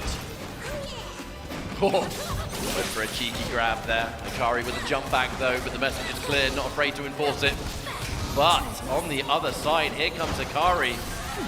Setting this up, super. Trying to bait out some kind of... Oh, defensive assist is good though. Yes, it was. Oh, and so is the 2H! Oh, Teemo taking a lot of damage here. Wait, Teemo. Owie. One thing there though, Hikari getting that shroud on screen, which means the sequence of offense is so difficult to defend against. And it's not going to work out. Teemo getting eliminated in the back. Jinx taking all this damage. You're getting put straight back in the situation again. Limit strike, there's the shroud, there's the assist. You're not going anywhere, my friend. There is the hit. And if Hikari can finish this off, taking game number 1 here. That is a message to send. That is not only game 1 in grand finals, but a dominant one to boot. You may have been looking real good up until grand finals, but you haven't fought me. Hikari, you said it was just laser focused. Mr. Cool. Doing the best, but the deceivingly long buttons of Akali, so good at catching you when you least. Well, especially that 5H in the air, right? Just, it's so active, it has such a great hitbox on it. It's fantastic to convert with those air-to-airs. And air-to-airs will be important against characters like Jinx and Teemo. They're really hard to pin down. Because they're used to kind of doing what they want mobility-wise, because they have stuff on the screen you have to respect. Oh, watch out! Yeah. Speaking of respect, how about that? An immediate break. You want to hold no damage. Speaking of that though, turning it round, this corner carry. Uh-oh. Whoopsie. It's the kind of mistake that's going to give Hikari a lot more to work with. Speaking of which, you're getting that super. Yeah, you want to get 3 mushrooms on screen. We're just going to clear the board right here. Execution was really nice on the parry into the dash. Unfortunately, could not turn that anti-air into a substantial combo. But wait, Jinx finds a hit. We keep seeing that though. Jinx goes in with those long-range catches and Teemo just does not have the ability to pick up from them. But again, it's not about getting full hits, it's about getting something and keeping the lead going even if it is steady. But oh, huge jump north. How plus on hit was that? Wins him.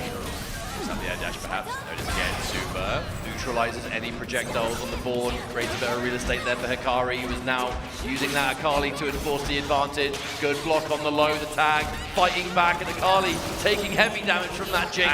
And now the Teemo to punish.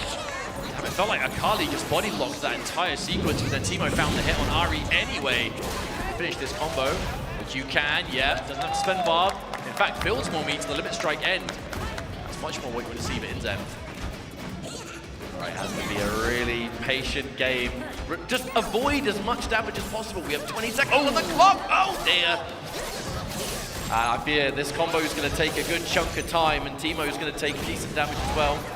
We're going to have that set up now. 10 seconds to go. Oh, and we're running. Yeah, we're running. Quit chasing. Oh, but a massive jump, he couldn't get anything from it.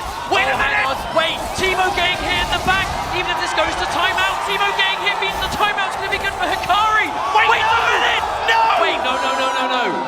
I don't think we have time. Yeah, it's over.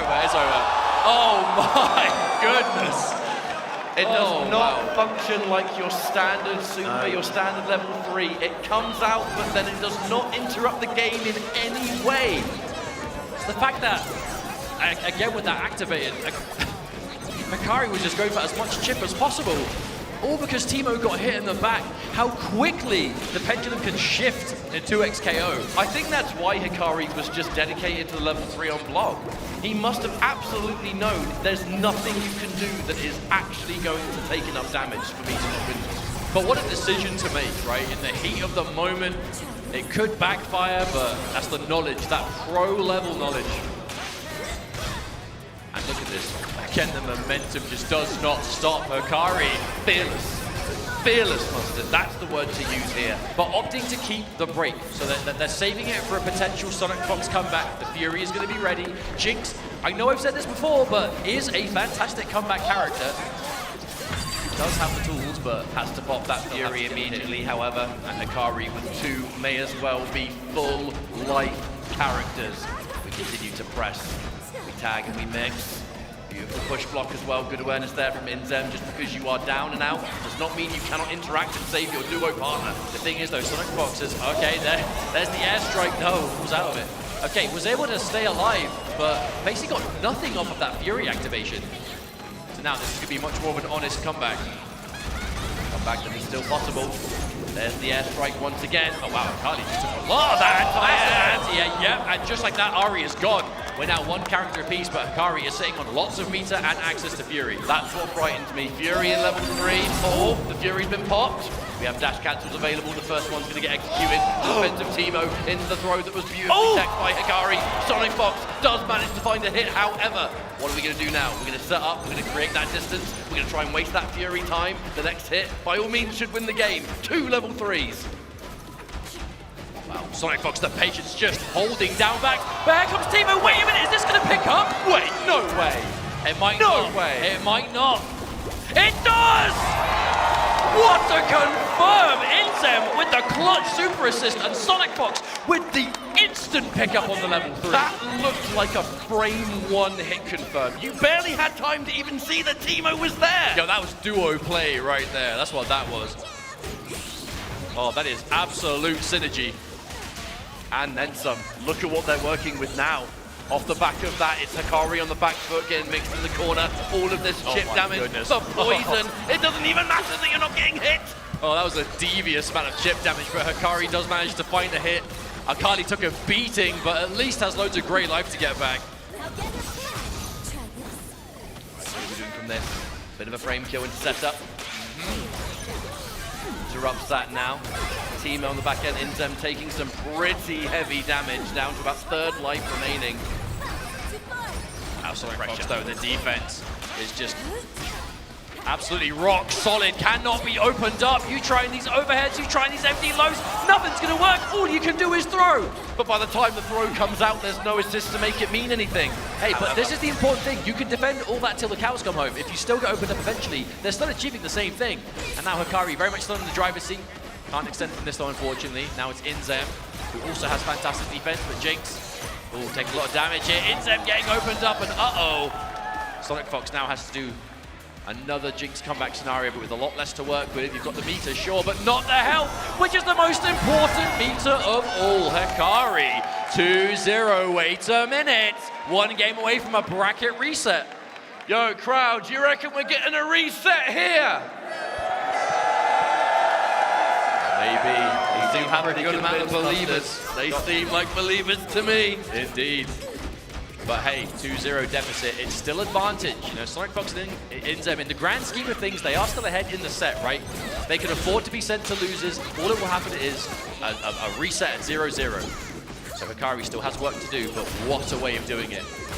Momentum shift. And especially on the back of that Sonic Fox moment too.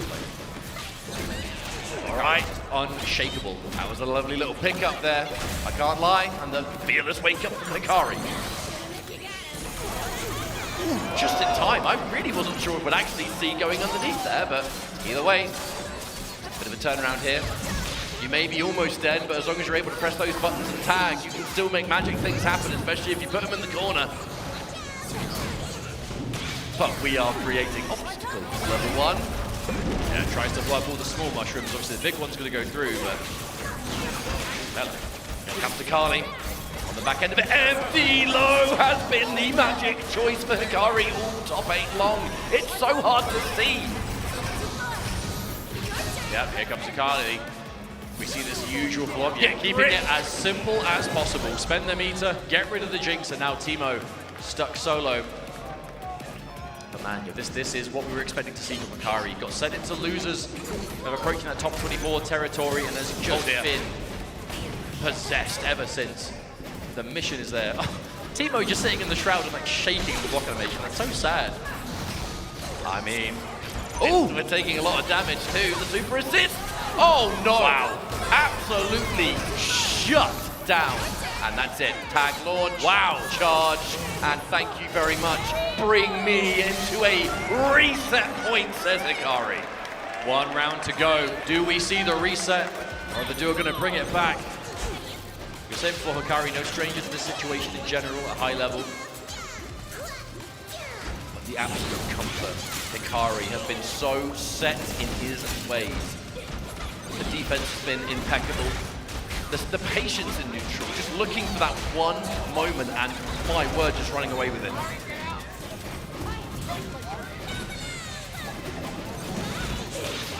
But this is that neutral coverage. This is what the team is built to do. I feel like Hikari has been doing such a good job navigating. I feel like Ahri has actually spent most of the time in front because of this right here. Ahri is much better, I think, as the point character at getting through this kind of projectile just minefield. And then when you actually do get in, it's time to bring in Akali and then, you know, get these knockdowns, get the shroud out. I mean, that offense is layers upon layers though, isn't it? There's so much to worry about. You'll block the mix-up and then even then you've got to worry about strike throws, possibly the assist to come out on the back end. Hikari, so patient. With a life lead, there's no need to really overextend at the moment. There's 60 seconds on the clock. What's the rush?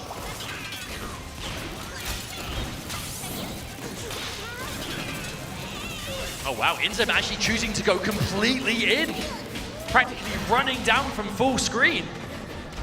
Trying to chase down. Okay, Inzem maybe getting a bit more aggressive now. Oh, what an air-to-air. Instant confirmed too. Goodbye, Akali. Yeah, Inzem really kind of changing gears there. However, this is still going to be Ahri with the access to that Akali super assist, where that strike throw game becomes a little bit more devastating. All right, not quite point blank in the corner, but the important thing is keeping them there. Oh wow, just Straight up rolls away. The brick wall of that mushroom putting up that barrier to shut it down. However, oh, what a there's preemptive challenge, punch. and there will not be a Fury activation here. Akari knows I still have another round to work with. We can save that break, and that break could come in real handy at the start of this next round. However, it remains reset point for Hikari at the moment. The difference is night and day though. As soon as they are able to fill up this neutral, suddenly it doesn't look so bad. The big thing about this zoning though is that it really doesn't result in a huge amount of chip unless you can start to chain those together. The more Hikari can stay on the absolute furthest away on the screen, allow the traps to miss, jump over those missiles, he's taking such little damage, but there's the break, wisely saved from the last round. On the back of an instant challenge too, Sonic Fox found a gap for a standing light and took it. The bait. That air kunai is such a cheeky challenge. There are so many options from it. All right, we set up. Patience, but no. We're opened up. We've been caught and the breaker has to be forced. What's it going to be? Last minute, what a block. Not only that, but a retreating guard from Fox. The reactions. But answers back to the level 1. Yet another time. We clear the board. We can't quite find a hit, but we do now. Okay. No, missed again. These strange connections. You really need to maximize it. And look at what's happening on the back of it. Oh no, so much damage being done to this Akali now. Not only is Teemo going to live, oh, he's going to regen. Was that intentional whiff grab to make them want to press something so the trap hits them? That was dirty. Now the final character is Akari in this match. Teemo, by all means, should be dead, but is healing all the way, and it's now Jinx you have to worry about in this neutral. Oh, the super assist! Wow! Watch out! She can come out of anywhere! That evens things up somewhat, though. Will Hikari reset the bracket right now? Air attack, okay. Oh, but not this time. Oh, so much bar on the side of Jinx, too. Super assist. Yep, and there it is. We've seen this one before, Ketchup. Yes, the confirm. Let's see if we get it 2 times in a row. We live, we have Fury, but are we gonna have the chance? Another great block across up, gets over the line, the punish on the retreating guard, and we can still turn it into a combo. The question is, do we have a path to kill with this? We bait, and we punish! Hikari resetting the brackets on a call out on the break. That is exactly the kind of decision that you would want to see reset the bracket, because that sends a message. That is, I don't care that you're winner side grand finals. I don't care that you've basically not dropped a game the entire time, with the exception of what, maybe against the Twins was one game, but does not care. Hikari was and still is Evo Japan champion. Hikari is hungry for that Evo Vegas title, and 1 set left to go. On the flip side, Sonic Fox and Inzem, they can afford to lose that set, but it's not something you would choose to do, because this is, we're talking momentum, we're talking mental fortitude, we're talking information granted in those matches, all of the above, and it is now time for what will be our final best of 5. One more set out there, folks. You think you got one more in ya? That's what I'm talking about. Hikari just starting up, they're just holding up forward, hungry for this. Now there has been a character change on the side of Sonic and Inzem. It is Teemo Ari now. There is no more Jinx. Yeah, and that's the benefit you get, right? You can adjust the team if you need to. They played one team in the last set. This is a new set, they can change. We turn this one round. Fox always a believer in the ability to play a character better than the opponent. Not afraid to do a kind of mirror position. And already, looking like this Ari is a pretty good choice. The synergies are working out wonders. There's that meaty mushroom and the punish on the roll. That's a full combo and no doubt a dead character. Okay, that's a better start. Now that's going to be the real question, is how much of a difference is this team adjustment going to make? So I feel like we saw a decent amount of Jinx plays there in the set before, but I think when the chips are down, Ari really is the character that Sonic Fox has spent the most amount of time on. There's that team launch. Barely touched is that side. If you are going to go for a character change, you better hope that it comes out like this, where, well, I guess the proof's in the pudding. However, there's that turnaround from Hikari. We super. We push towards. We create this situation, and we figure out what's going to come next. What's the defensive choice? Punish! There is no Akali, so it's not going to turn into too much, but we can at least meet you with the Akali on Wake Up. Oh, that's so gross! I don't think I've ever seen that cell get blocked, by the way. But just what do you do? Like, Akali ends up behind, with a teleport. Suddenly you've still got Ari in front. Akari scores a hit on the Inzem as well. Teemo taking heavy damage. Now there is no meter to get a big extension, but we can at least tag in and go for a meter setup regardless. Ooh. And by all means, Teemo gonna take big punishment. I love the charge timing on that though, because like, in order to defend like you obviously have to follow the active character, but as Ari is charging that, wow, perfect as well. As Ari is charging that H, Akali's jumping over you, so you kind of have to see what, basically where is Akali when that connects, and it looks like it's right as she crosses up. We've seen Hikari really, again, going deep into that bag of tricks now, but if you're not going to do it in the Grand Finals reset, when are you going to do it? Well, I mean, Hikari currently 6-0 on this duo. 6-0? 3-0? What am I talking about? Not quite. Not there yet. Maybe. Did I mention I was jet? Did you see into the future? Oh, looked at the air block string, but didn't quite get it. Only got one hit and then fell under.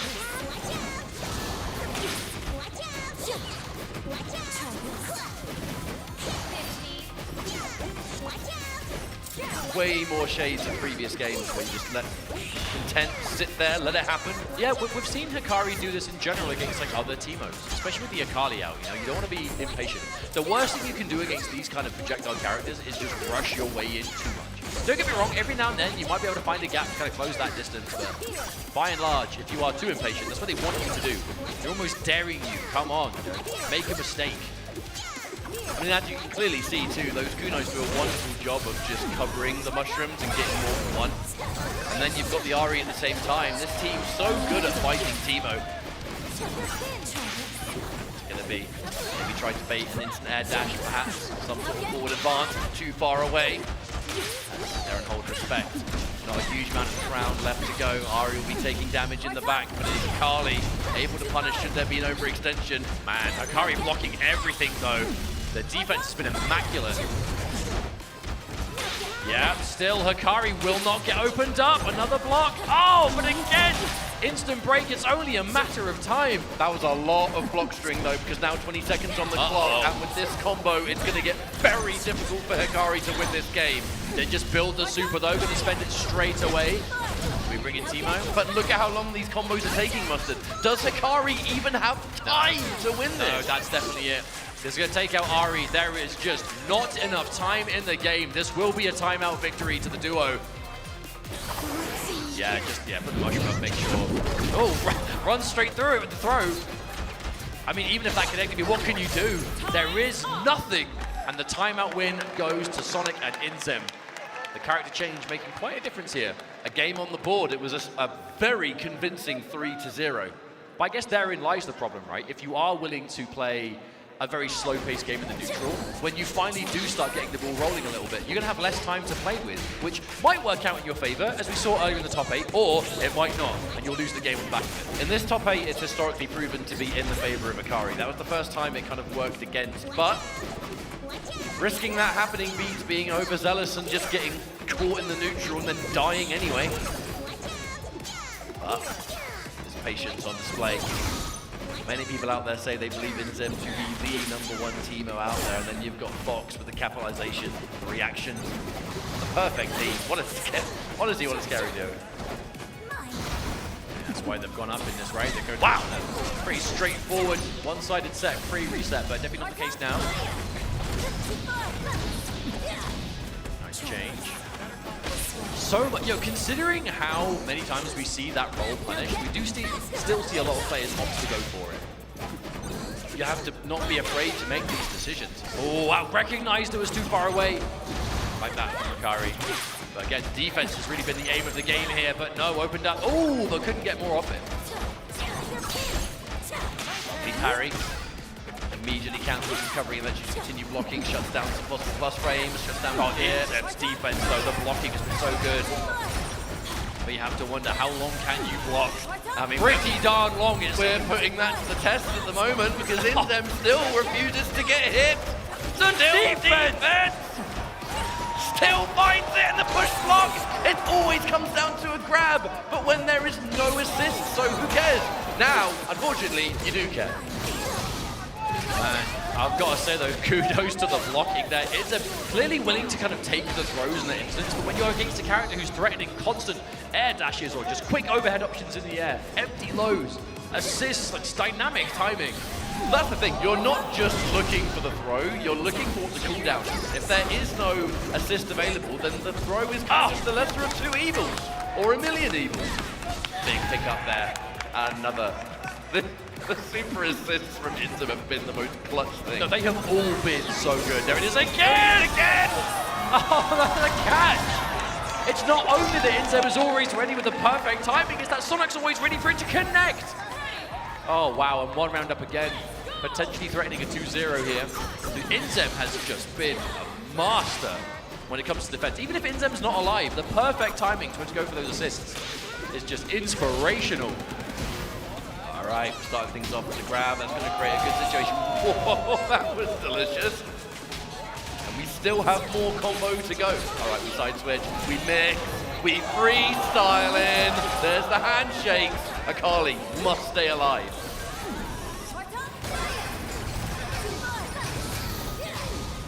Okay, limit strike. Nice to assert pressure. Yeah, multi-hitting overhead. It's hard to defend against. It's going to depend on where she hits as well. Yeah.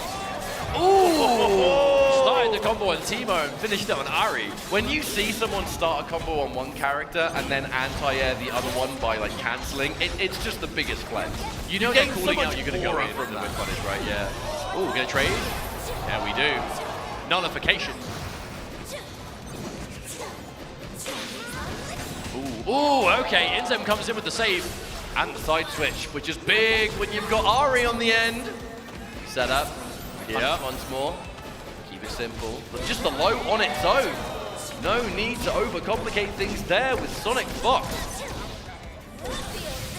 Yep, drill and kill the character. See you later. Wow, and the adjustment has been so significant as Hikari comes in with a very low Akali. Lots of resources, lots of fury, but... Oh, hello. Huge damage! Huge damage! The happy birthday! But the Teemo dying first does save the Ahri. This match is not over. Oh my goodness, the throw tech. And here it is, the super assist again, Inzem from above. The chip damage, can you avoid it? The throw tech again. Inzem for another dive, the airstrike. He's coming back. It's crazy how quickly this turned around. It was so bad for Hikari. There's one more meter and it's been spent. But at the end, Hikari! That is unreal. That was looking impossible for Hikari right up until that happy birthday. And suddenly, instant turnaround. All right, so the first bit of momentum and the punish. The risk was taken, I'm sure, thanks to that break being available, but sadly, having to use it already. If you get caught now, you are in for a world of hurt. Oh dear. Oh wow. Oh Pick dear. up. Oh, and the poison darts, that's just adding. Ooh. And more corner to deal with. Went And the turnaround. Yeah, went through all of it to hit the Teemo. All right. Situation. Pushing us all the way into mid-screen. I think I was just calling out the back roll, to be honest. Just did not hold back on that run. Nice. Okay. That was a really cute idea, but couldn't quite figure it out. Important to break. I think the duo, they've saved the breaks more to kind of keep characters alive compared to earlier sets, where it was mainly used for the Fury situation. Hold on a minute. We're shrouded. Hey, shroud up should help give you some extra tools to deal with the projectiles, but... Oh, wow. Big jump in there. Yeah. Huge connection there. And now Hikari taken out. The Ahri is going to be up to the Teemo. Inzem. But Inzem has been so switched on this set. Oh, but the push block. Why do I get the feeling this post-reset is going to go the distance, Mustard? I would hope so. There it is, yeah. Hikari. One game apiece. No sweep in the finals, but it's staying very competitive. But it's interesting to see the development. Oh, absolutely. You wouldn't want anything less from Evo finals.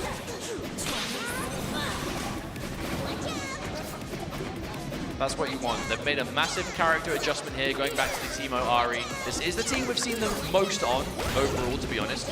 But even in this top 8, we've seen Teemo Jinx, we've seen the Thresh come out at the start, and now going back to that kind of real tried and true. And we are going back to what we've seen throughout the course of this top 8, which is Hikari understanding, look, I don't need to rush this, I need to look for my moment, and there it is! I'm telling you, if you just play careful, just make sure you avoid chip damage, your time will come. Oh no, not yet, yeah, but couldn't have this bit anyway. Teemo would have been intercepted for sure. Oh, the parry! Okay, Hikari's getting some big connections, but not necessarily always on the point character. Oh, hello! From full screen, that projectile's going to keep up. Oh, max range? That was cute. Turn this into so much more than you would expect. Right, the limit strike end, we shroud, and it's below this time, Hikari taking out the Ahri. Well, you see the shroud go up, and sometimes you think, okay, well, there's a lot more to be worried of now with its command grab, extra options, extensions of the kunais, but sometimes you just got to do a dash up low. All right, Inzem, mate, you've shown us this iron defense in the past. You have to do it again. No assist ready, so that does create some real estate, some breathing space. Teemo opting to go for the invisibility, gets shut down, however, and chases down the retreating guard. Beautiful parry to answer the side switch. Go, Inzem, mate, you're a god. All right, that'll be death. Mushroom. Okay, best case scenario 2, limit strike end, build some of that beater back. Go, Inzem, ooh, okay, parrying the super assist and a throw. Oh my god, where did that come from? Yeah, into the super as well, so you can't fury it. Oh, wait. What air to air? Inzem, come But on do you now. have time? There's 5 seconds. I don't think you can. No. No, you can't. Another time that happens every time Hikari is using the timer to his advantage. It's such a significant tool at his disposal. Just play patient. Eventually, when the timer becomes a threat, most of the time he's in the lead. Well, it's like you've been saying. You know, it's interesting because the Team Oari, this is the team that wants to slow things down, but Hikari's been in no rush. You wouldn't assume normally from a character like Hikari, but massive. dearie me. Massive. Heavy damage incoming. A heavy-duty happy birthday. Oh, so much red! Teemo is barely there. We were basically one hit shy of a 2x KO at that point. Yeah, if it weren't for the break. Oh, this is going to be a very, very difficult comeback to make. You are both at death's door. Yes, Teemo's got loads of grey life, but Ari doesn't really have the health to stay alive much longer. The fact that Hikari got that damage, but then, again, got hit and immediately popped that break in response is just, again, it's a game of momentum. Hikari was just really on it there to finish off the game. If Inzem can somehow pull this off, I will be amazed, but let's see. It's going to be damage. Mushroom on Oki, it's the low. All of a sudden, with that grey life remaining, the meter and that fury, this comeback just became so much more possible. It's interesting though, like when do you look to pop the fury? Do you try? Oh, it connected. You got caught pressing. Bit of bonus damage there. Wow, block shuts it down entirely. Watch out, baiting out the fury, but there was no fury to be had. Holds on to it and still finds the combo confirmed. It's them. Can you do it? Can you do it? Unbelievable, the clutch from Inzem to stay alive in such dire circumstances. I can't believe it. Yeah, we're dead even again. What is going on? I cannot believe Inzem found that. Almost like we're watching the best players in the world. I know, right? Crazy. Who would have thought? No, unbelievable levels of composure. Pushing forward, catching it in the air, but again, the defense on both ends looking pretty strong so far. All the delay is going to hit its mark. Hikari.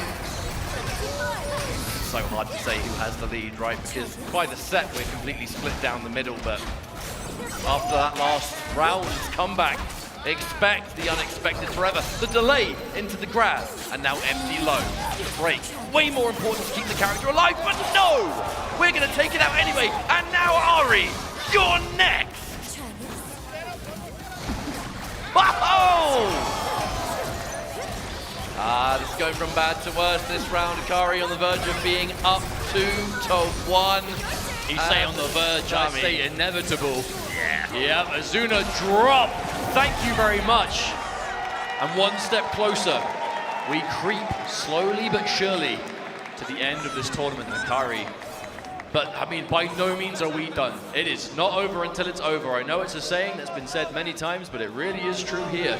These games are unpredictable. Whether it's these crazy comebacks, it's these hard call-outs, holding on to break and fury at desperate times in a way that just works out. Last-ditch effort, like timeouts. But who knows where we're going to go now. This could potentially be the final match. Maybe. Banking on this team, Hikari needs one more to be your champion of EVO 2026 2x KO. But if Sonic Fox and Inzem have something to say about it, they will see it not so. Right. Hikari set up. Oh dear, that break no doubt had to come out, otherwise that was dead Teemo, especially off that start.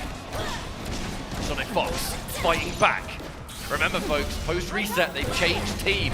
The Ari instead of the Jinx, of which has been so much more useful. Oh, it's been a game changer. Absolutely. I mean, this is the team they've spent most of their time on, right? It's not a surprise. Oh, but a catch. The long range standing like the counter hit too. That preemptive light was just so in Hikari's head, saying, I know exactly what you're going to do here. Inzem was setting up the... Oh, wow. No! Couldn't pick up from it. And covers with the assist, Hikari! So ready to keep the Akali alive there from what looked like a massive whiff, but ended up being a huge advantage. going to be just Sonic Fox left to come back demanded. Inzem in the previous game did the unthinkable with a comeback. Inzem, the positioning of these super assists has just been so good. Harry, I mean, not saying on tons of life, sure, but a lot of resources. Oh, wow, huge opening. Do you Fury? You can't really, right? Yeah, had to wait for the character to disappear. You have to be so careful with your break timing when an assist has been used in a combo, because that handshake reaction to block is ever threatening. Oh, huge! Jump cleans completely over. Are you kidding me? Now, do you have a way of getting past this and doing enough damage past the Fury? There's level 3. Okay, that's gonna be enough. Hikari now is gonna be on tournament point. Being able to find that last hit right at the final moment. The focus has been laser pointed throughout this top 8, and now only one round stands in your way. Sonic Fox, Inzem, they've looked so unbelievable all top 8. This is their final challenge. Crowd, if you want to see this duo bring it to a final game, you've got to let them know! Oh, let's not speak too soon though. Hikari is on a massive lead. The setup is good again. This is the scariest thing about Hikari, is just when you get those kind of situations and we start seeing the weird setups. And that's the layer we're at now, and is Ari already gone? Oh, there's no way the Azuna drop takes out Sonic Fox, and now it is all up to Inzem. Hikari, the World Championship is right in front of you. All you have to do is reach out and take it. It's yours! We are on the verge of a perfect here, and that would be a ridiculous way to end things. Inzem, mate, you did the impossible comeback before. I would say you have to try again, but without Fury, we're moments away from building it. This is looking all Hikari. Hikari's working on the perfect. A massive jump back from Inzem, manages to find the hit. Will this be enough? The super assist cannot pick up though. Hikari has a lot to work with here. All the advantage in the world, but can you afford to push the advantage? The shroud is up, just making slowing it it down, even slowing more it down. uncomfortable. There's still time on the clock. There's no need to rush the defense from Inzem. You know you cannot take a single significant hit. Here comes the super assist, and the mix is real. We live, but for how long? Okay, but Inzem, the Fury's there. It's going to be hard to find a safe way of activating it. Wake up attack, okay, it's blocked. We're going to pick up on this. No break from Hikari, by the way. We're keeping things bold. You want to save that safety net. You absolutely do. In place. Okay, neutral jump. Okay, Inzem, one read at a time. Do you keep the duo alive? They're playing as a duo, but right now it's all up to Inzem. Oh, Inzem gets caught. Is that going to connect? And it does! Hikari becomes not only your EVO Japan champion, but EVO Las Vegas! What a ridiculous display! Unstoppable! Laser focus and a championship well earned! Undisputed 2xKO world champion Hikari. Crowd, make some noise for your new world champion! The respect coming out, Sonic Fox and Inzem.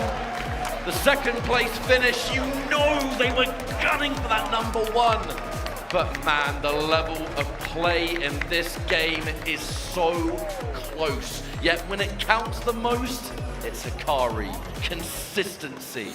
Your greatest player on the planet. I can't believe it. I cannot believe it. Running it all the way back from loser's bracket, the duo. That was absolute insanity. Make some noise for 2xKO top 8! It is time for our award ceremony. If we could please get our medals for all of our amazing players, starting off with in 7th place, Noka!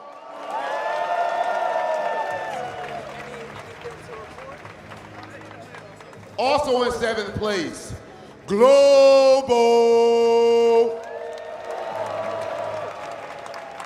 In 5th place, the duo, the twins, Toshi and Haru.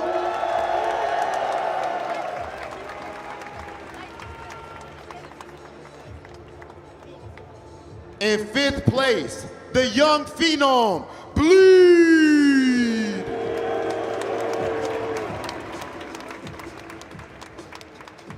In fourth place, the definition of clutch, Polka.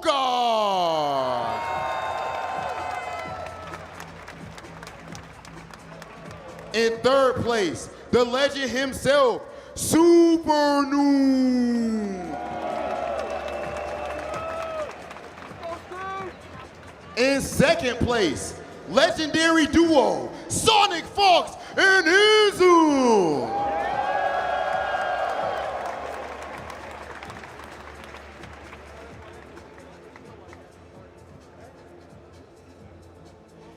And in first place, your Evo Vegas champion, M80's Hikari!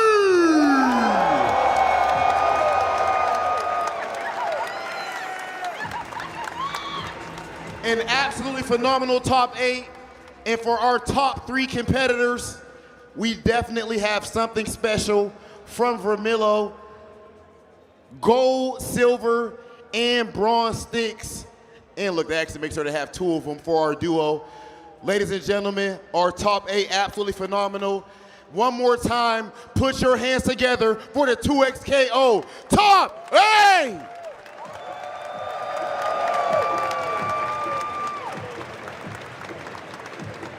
Now, if someone could please, with great care, take Hikari's stick. We have to have a conversation, my brother. Meet me up here center stage for the winner's interview, connected by AT&T. Hikari, we seen the documentary, you and your mother, talking about how much her and your father and all of your friends back home support you, and they're all watching right now. Do you have any message for them, and how does it feel to get this victory for them? I want to say thank you for the support of my friends and my family, and this was an incredible win. Won Evo Japan, now won Vegas from losers, so it was a very, very good win. There's a certain level of intensity when you play that's not common throughout any fighting game in history with any player. You've even said that you believe confidently that your work ethic is stronger than everyone else's, and it looks like it. What fuels that? My friends, winning a lot of Evo, my 4th Evo, motivates me to win every event. Okay, and last thing, you went to the loser side early on, before top 24, if I'm not mistaken. You fight all the way back. How did it feel to drop down to losers as the top seed, and how do you keep your composure to win it all? It felt really, really sad. I thought I was going to have a straight path, but my friends supported me, say I can do it, and my rivals, so I had to finish the job. Ladies and gentlemen, your champion, the man himself. Can we please bring the champion his trophy that he fought so hard for from the loser side? Legendary, back-to-back Evo Japan into Evo Vegas champion. Make some noise for Hikari!